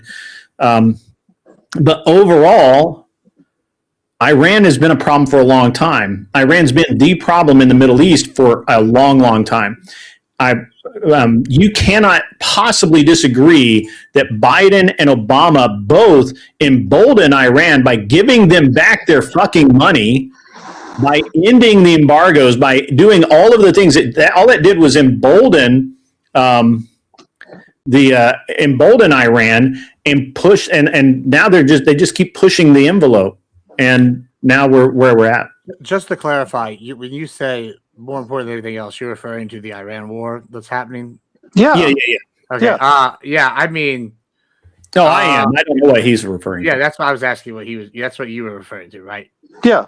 Okay, so yeah, I mean, I would agree with a lot of what he just said, so I'm not going to rehash it. But fuck them. Like, they picked the wrong team. I'm not going to pretend to sit here and try to give some moral reason why we're over there.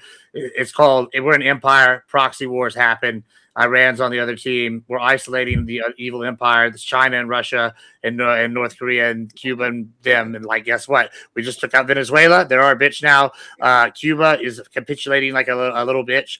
Iran, they're on the petrodollar. They got to go. We should have took them out when they fucking revolutionized the first time and held us hostages. We should have done it when they took the boats, when they took them last time under, what was it, Obama, or Bush or whatever. Whenever they took the boats, we should have whooped their ass then. It's also, this is part of a longer Mideast like thing. I think Iran's the end goal. First, it was get rid of the Baathists. So we got rid of Libya, we got rid of Syria, we got rid of Iraq, which is the Baathists. They were coming together. They're gone. Then it turned into ISIS. Well, ISIS and Syria were the only ones left. Syria is gone. ISIS is falling apart. The peace bill, okay, so that made Iraq a proxy of Iran, and they started funding Hezbollah, the Houthis, and Hamas, and made their little axis of resistance. Well, those are all bad, but those aren't as bad as a three-country nation state, which was their offsetter. Well, then Israel took care of a lot of those guys, so now we took care of Iran, and they're the weakest they've ever been. They're fucking falling apart. Guess what? China's out of oil.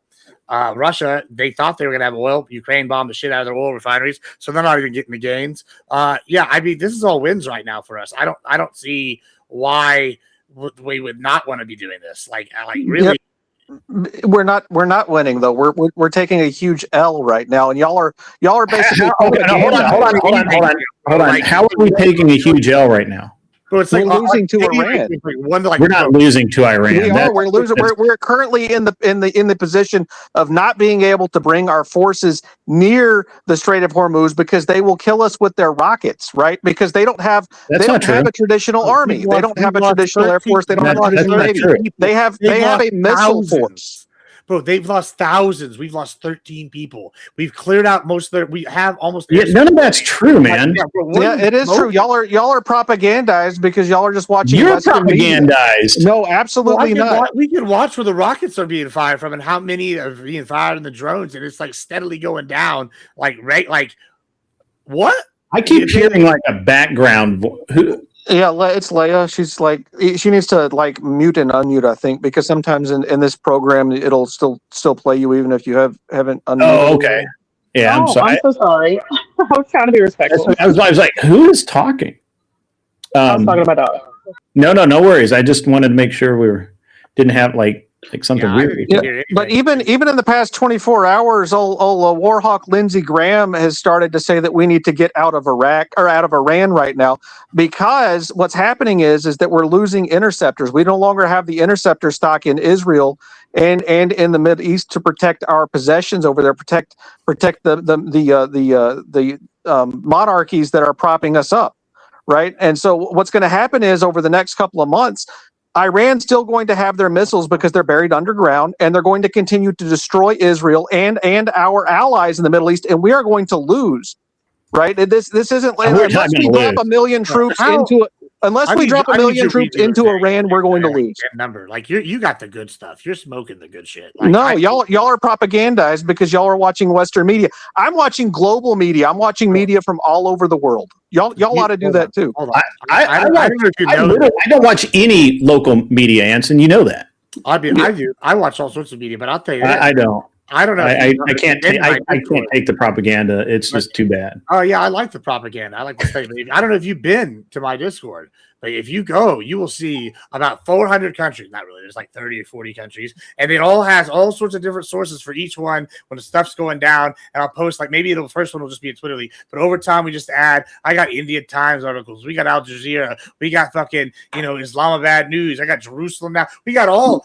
So I don't know what you're talking about, but let me tell you something. KD ratio. First of all, hold on. Before I'll let you continue. I'm going to let you rant in a second. But Anson, factually incorrect. We've not lost our interceptors. They shot down one airplane, one F-35 that did something stupid.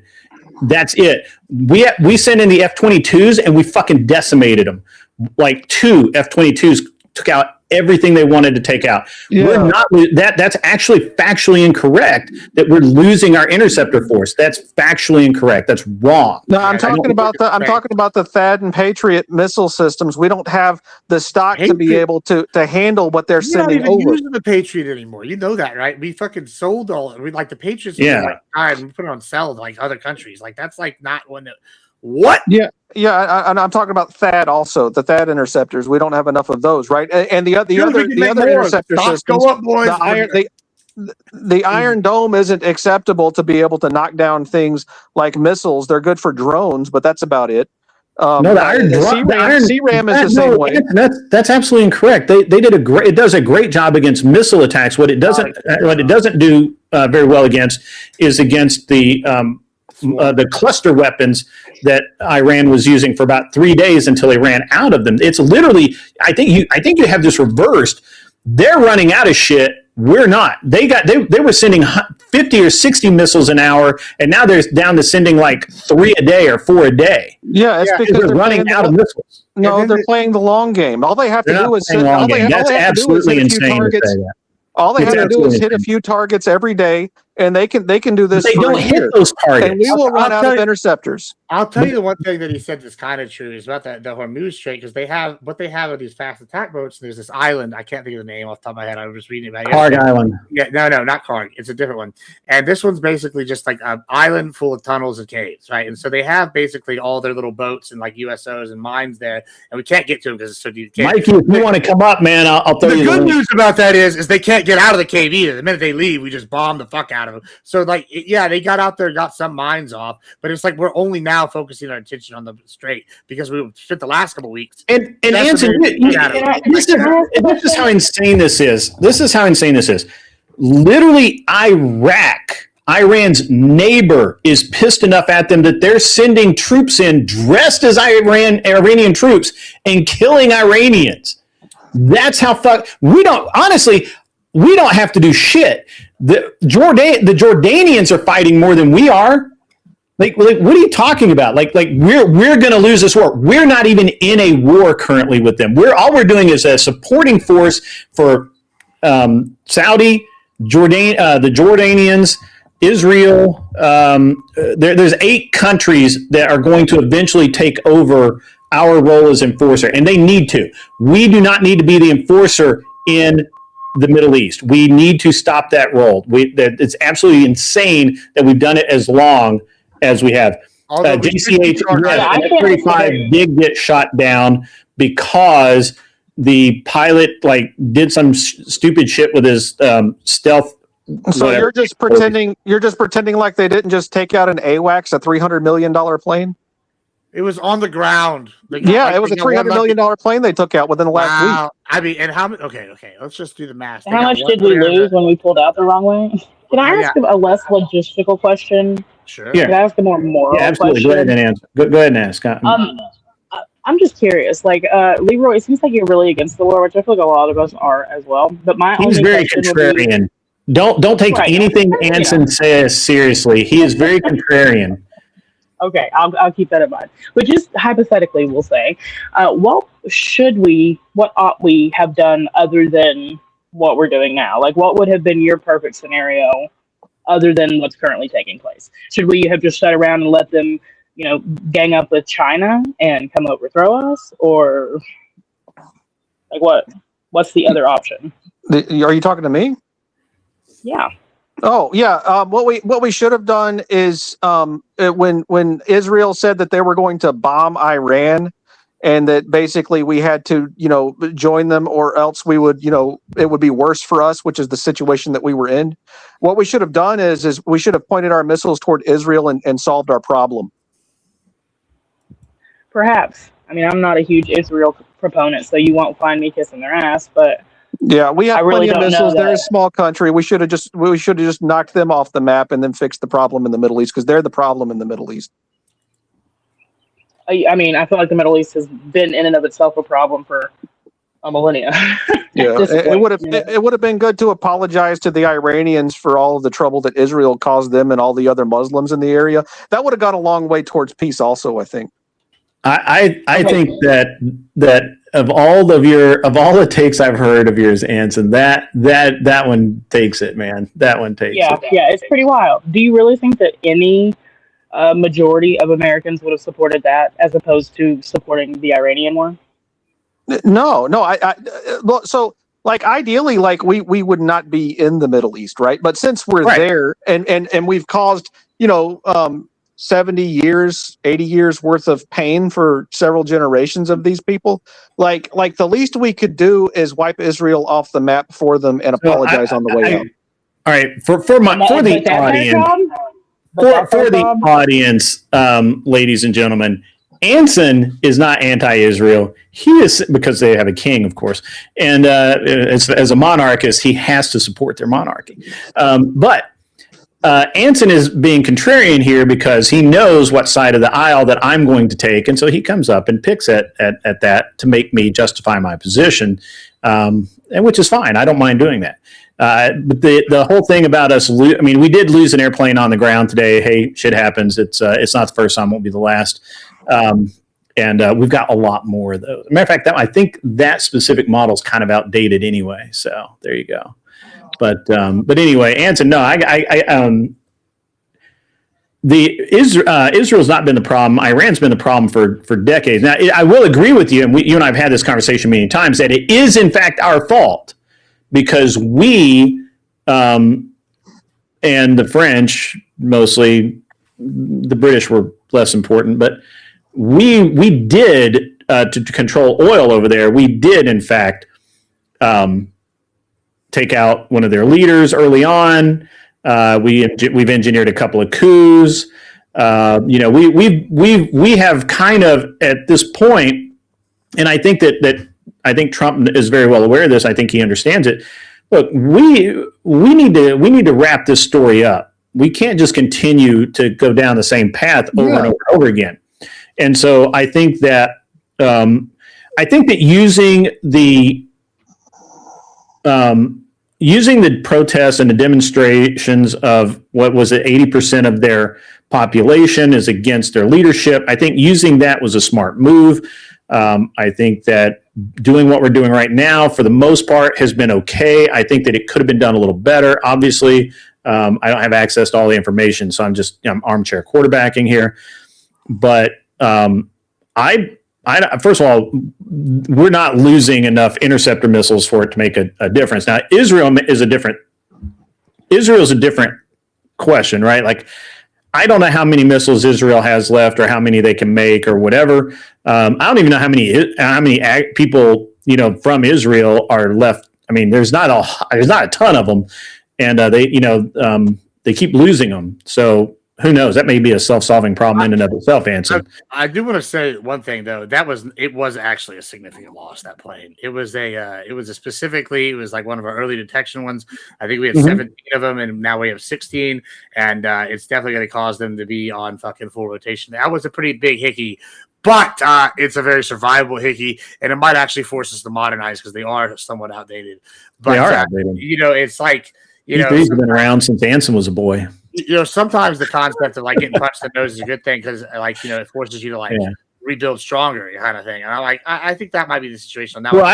Either we're losing Iran in any real capacity is ludicrous and not. He's bombastic. Anson likes to be bombastic. Although they have been fantastic on the meme front. Like I did save one of their songs that's down to my YouTube that they played, the one with Trump and the Legos in the background. They actually put out a banger AI song. I will give them credit for that. But if you're only winning the propaganda war, then you're not doing too good.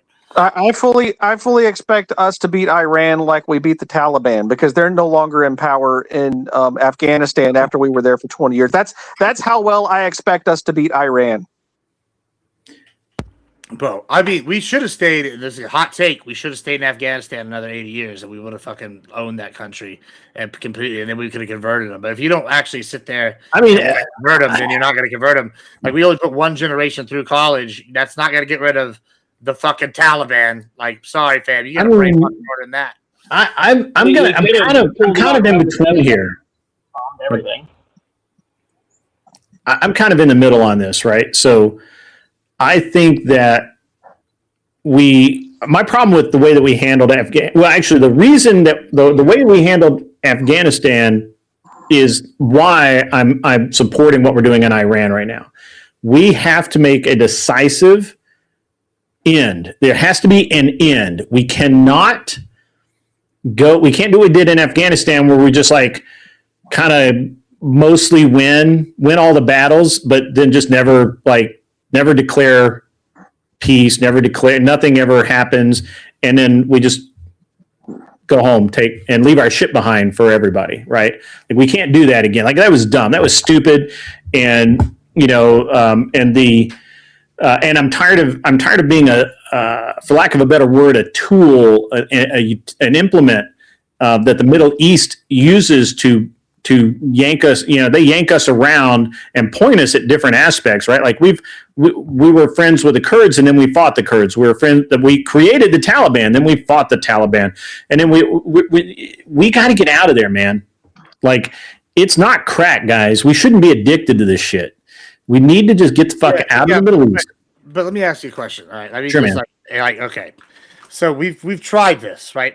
I think part of the problem with the U.S. is we've done this new kind of neo-imperialism since World War II, and it's feels nicer. You feel good, right? Like, we don't actually do this with the world police. We have this image that we're propping things up. I don't think that's better. Why do they still speak Spanish in fucking every country except for like Brazil and two other little small ones from South America all the way up to fucking here in America now, right? Why? Well, it's because the Spanish went in there and they killed and they converted for 200 years. Yeah, I agree with you. And guess what? They stuck it out. It wasn't easy, and they stuck and got it done. Now, you can look at other countries all over the world where they did this and it worked. How come China still has a Mongol kind of slant to them? Because Genghis Khan and his fucking descendants went in there and fucking wiped them out and held on to it and converted them. Same thing with all these. No. Hey, Gibbs, I agree with all of that. But you have to because we don't conquer. Yeah, right, because we don't conquer. We don't keep what we kill. Right. Yeah. The problem is we don't keep what we kill. Anson and I have had this discussion a dozen times or more. We do sometimes, though. No, we do not. You can't name a single time in recent history where we kept what we killed. Recent history is the problem, but we used to, Mexican American War. Well, I mean, yeah, right. So back when men had balls in this country, but after that, basically after the Civil War, we haven't done that, right? We have not like we owned the world and we gave it all back. And it was stupid. We shouldn't have done that. Anson and I again, we've had this. He and I have had this discussion many times. The whole problem is that we will never do that in the Middle East. We're never going to take Afghanistan and say, you are either America West or you're all going to fucking die. And we will make it American West, right? Like, that's it. And we didn't do that. And so, and we honestly probably shouldn't. But at the same time, we can't be the enforcement arm for the Middle East and not be invested or in control of the Middle East. That's literally like being like beating up, like babysitting and not have a spanking privilege. That's what I've compared it to. I mean, it's like we need to go back to colonization. Like really, like I mean, that's kind of what we need. Colonization. No, I don't think so. I disagree. Yeah. I think that we just need to leave it the fuck alone because they don't like us. They're not like us. Their cultures. This is one of those where the cultures are different. We got the bombs. Like that's too bad, bro. They don't care. They don't care. They'll all go to Allah. They don't care. Well, good. Then they can go to Allah. They'll be all right. Like I mean, like don't keep biting the hand. But the one thing I will say is that the one thing I will agree with you on to some degree is that if it were the case that it got really bad, and this is the part that Anson misses. If it gets to the point where it looks like we're going to lose, we will just send in B-52s and 1,500-pound bombs and turn all of Iran into a parking lot. Yeah, because that worked with Vietnam, right? We beat them. Oh shit! No, we lost that one too after we did that. Fuck. So you're saying we're going to use the same losing strategy? We never actually did that. Yeah, we did. We did not turn that country into a parking lot. We did the same thing with North Korea too. There were only 2 buildings left in North Korea in Pyongyang. I think it's Pyongyang. But we gave it back. Remember? No. Don't you remember your history? So we keep taking L's, pretending like we didn't take an L. We won, we're going to take an L this time.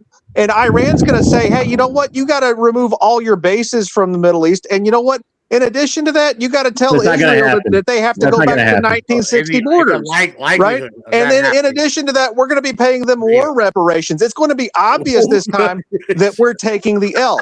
And you can mark my words on that, Grid. I guarantee you, that's what it's going to be. But that's not what happened in Korea, though. No, but that's going to happen this time because Iran isn't going to put up with our shit. But we didn't lose Korea. We made a decision to not win it. We could have. We were right there. We absolutely could have won Korea. Like we could own North Korea right now. We just did. We decided it wasn't Korea that beat us. It was China, and they're just a massive amount of people. But they didn't beat us though. They pushed us out. But I mean, it wasn't a win. They didn't push us out. We left. We made a decision. To leave when we were in a position to win. I will say it wasn't exactly a win. They got half, we got half. That's about there. But I will say this though, China could just start swimming over here, and there would be enough people left by the time they got here to put up a decent fight. Like like that's the issue. There is not only do they have some tech, they just got bodies, like bodies on bodies on bodies, and that's a real good commodity to have, and especially in a war like Korea. Which is what they did. They just 3-1, 4-1 numbers, and forced us down. It's just, now it's a little bit different. We have better tech, so I feel like that kind of compensates. But war reparations might be the best thing I've heard all day. Yeah, so that's what's going to happen. War reparations is hilarious. Mark my words. We're us.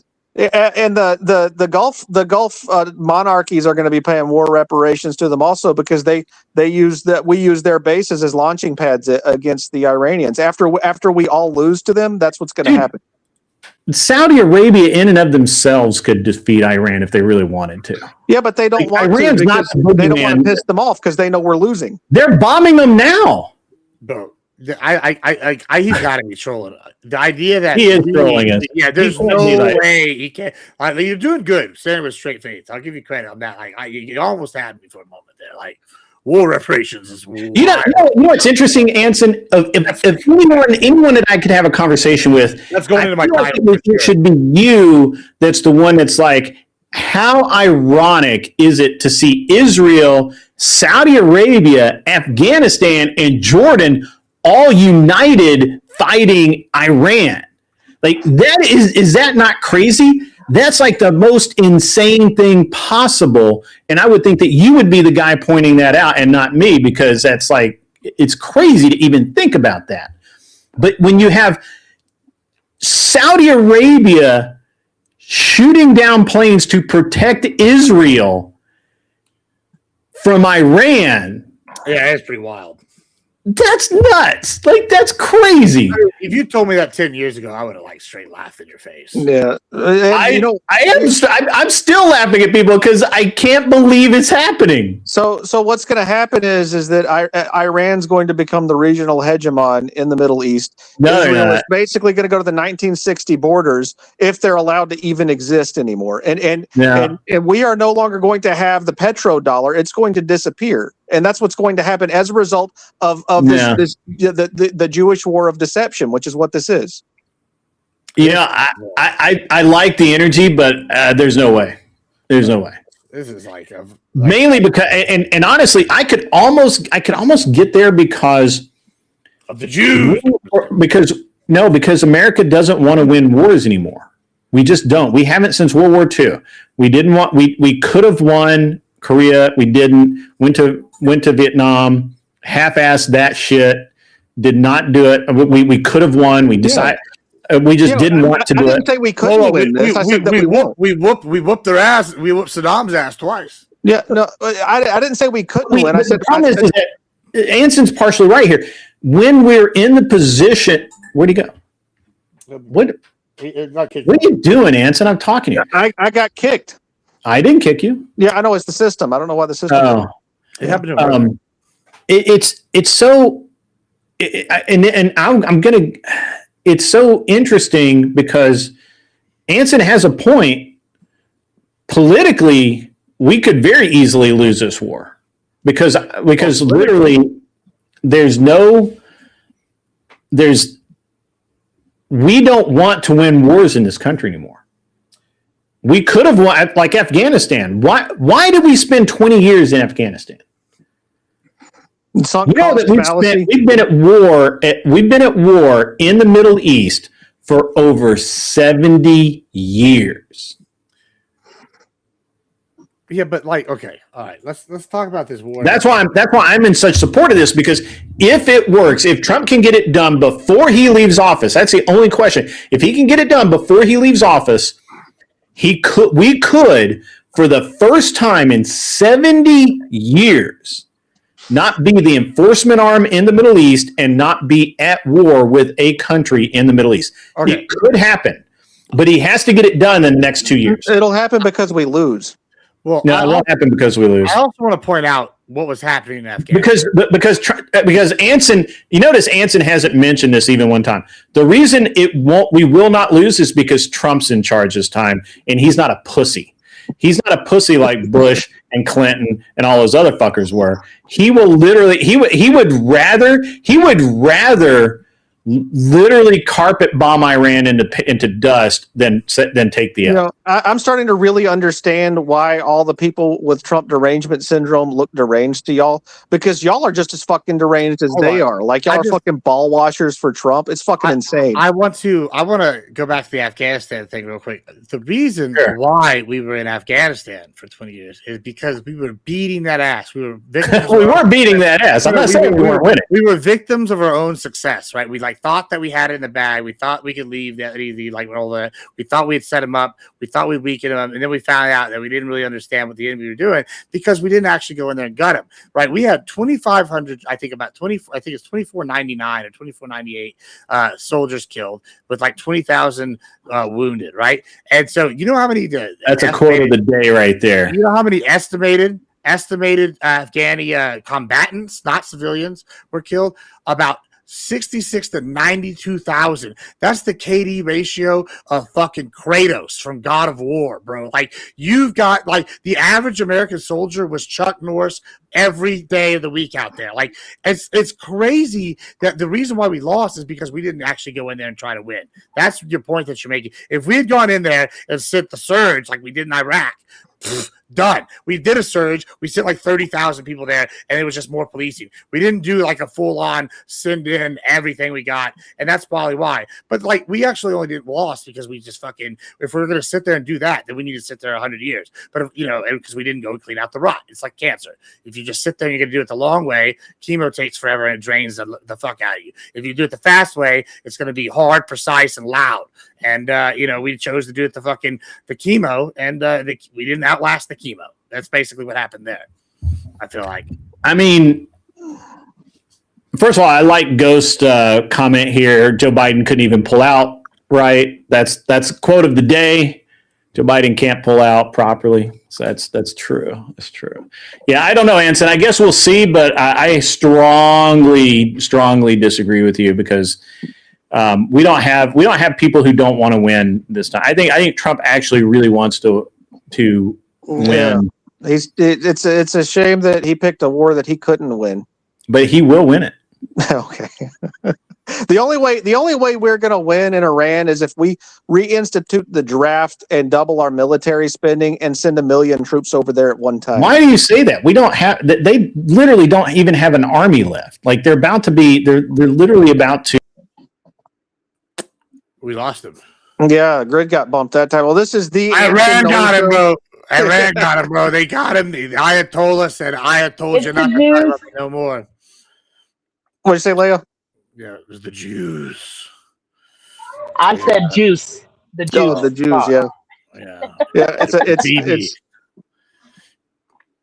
what is that? The Talmud conspiracy. That's what's going on here. They got us, bro. Oh, your hair is hot. Oh. Yeah, I don't know. That's the war reparations. That's the one that got me right there. That one, you got me on that one. I started laughing on the inside. Yeah. Well, I mean, that's what's going to happen. That's part of the three demands that Iran has made to allow us to be out of this war are we pull out of all of our bases in the Middle East.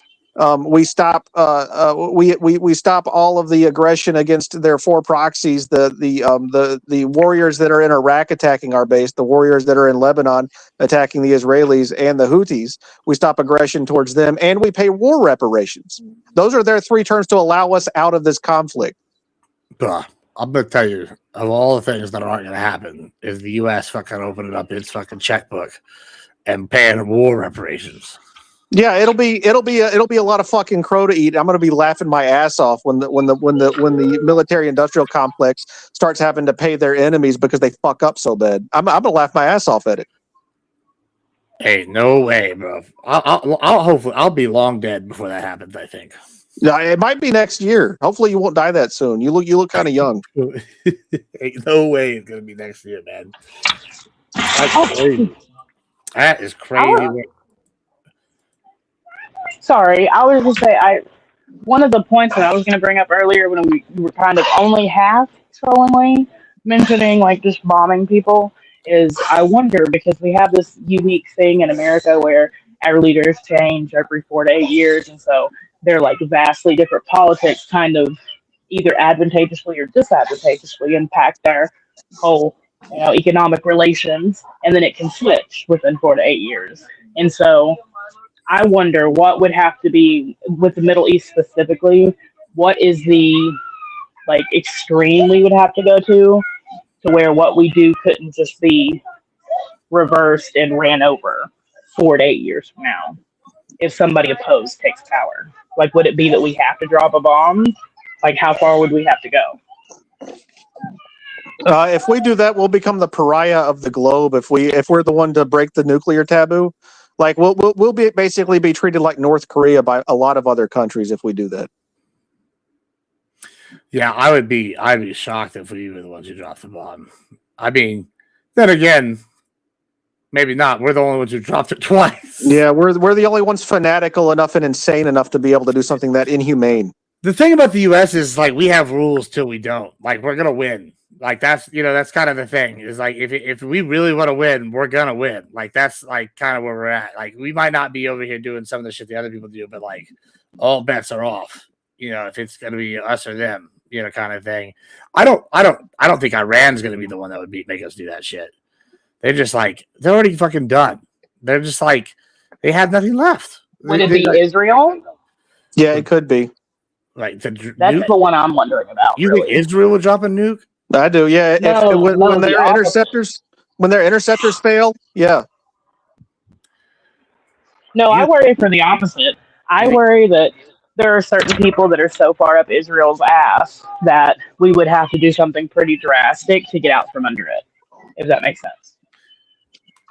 Oh, you think that we would like nuke Israel, like somebody like maybe not directly, but like help or something. I feel like, at this point, between AIPAC and all of the hidden controls, people can call me a conspiracy theorist all they want. They've got their claws sunk pretty deep into us in a way I'm not comfortable with any country, even a country I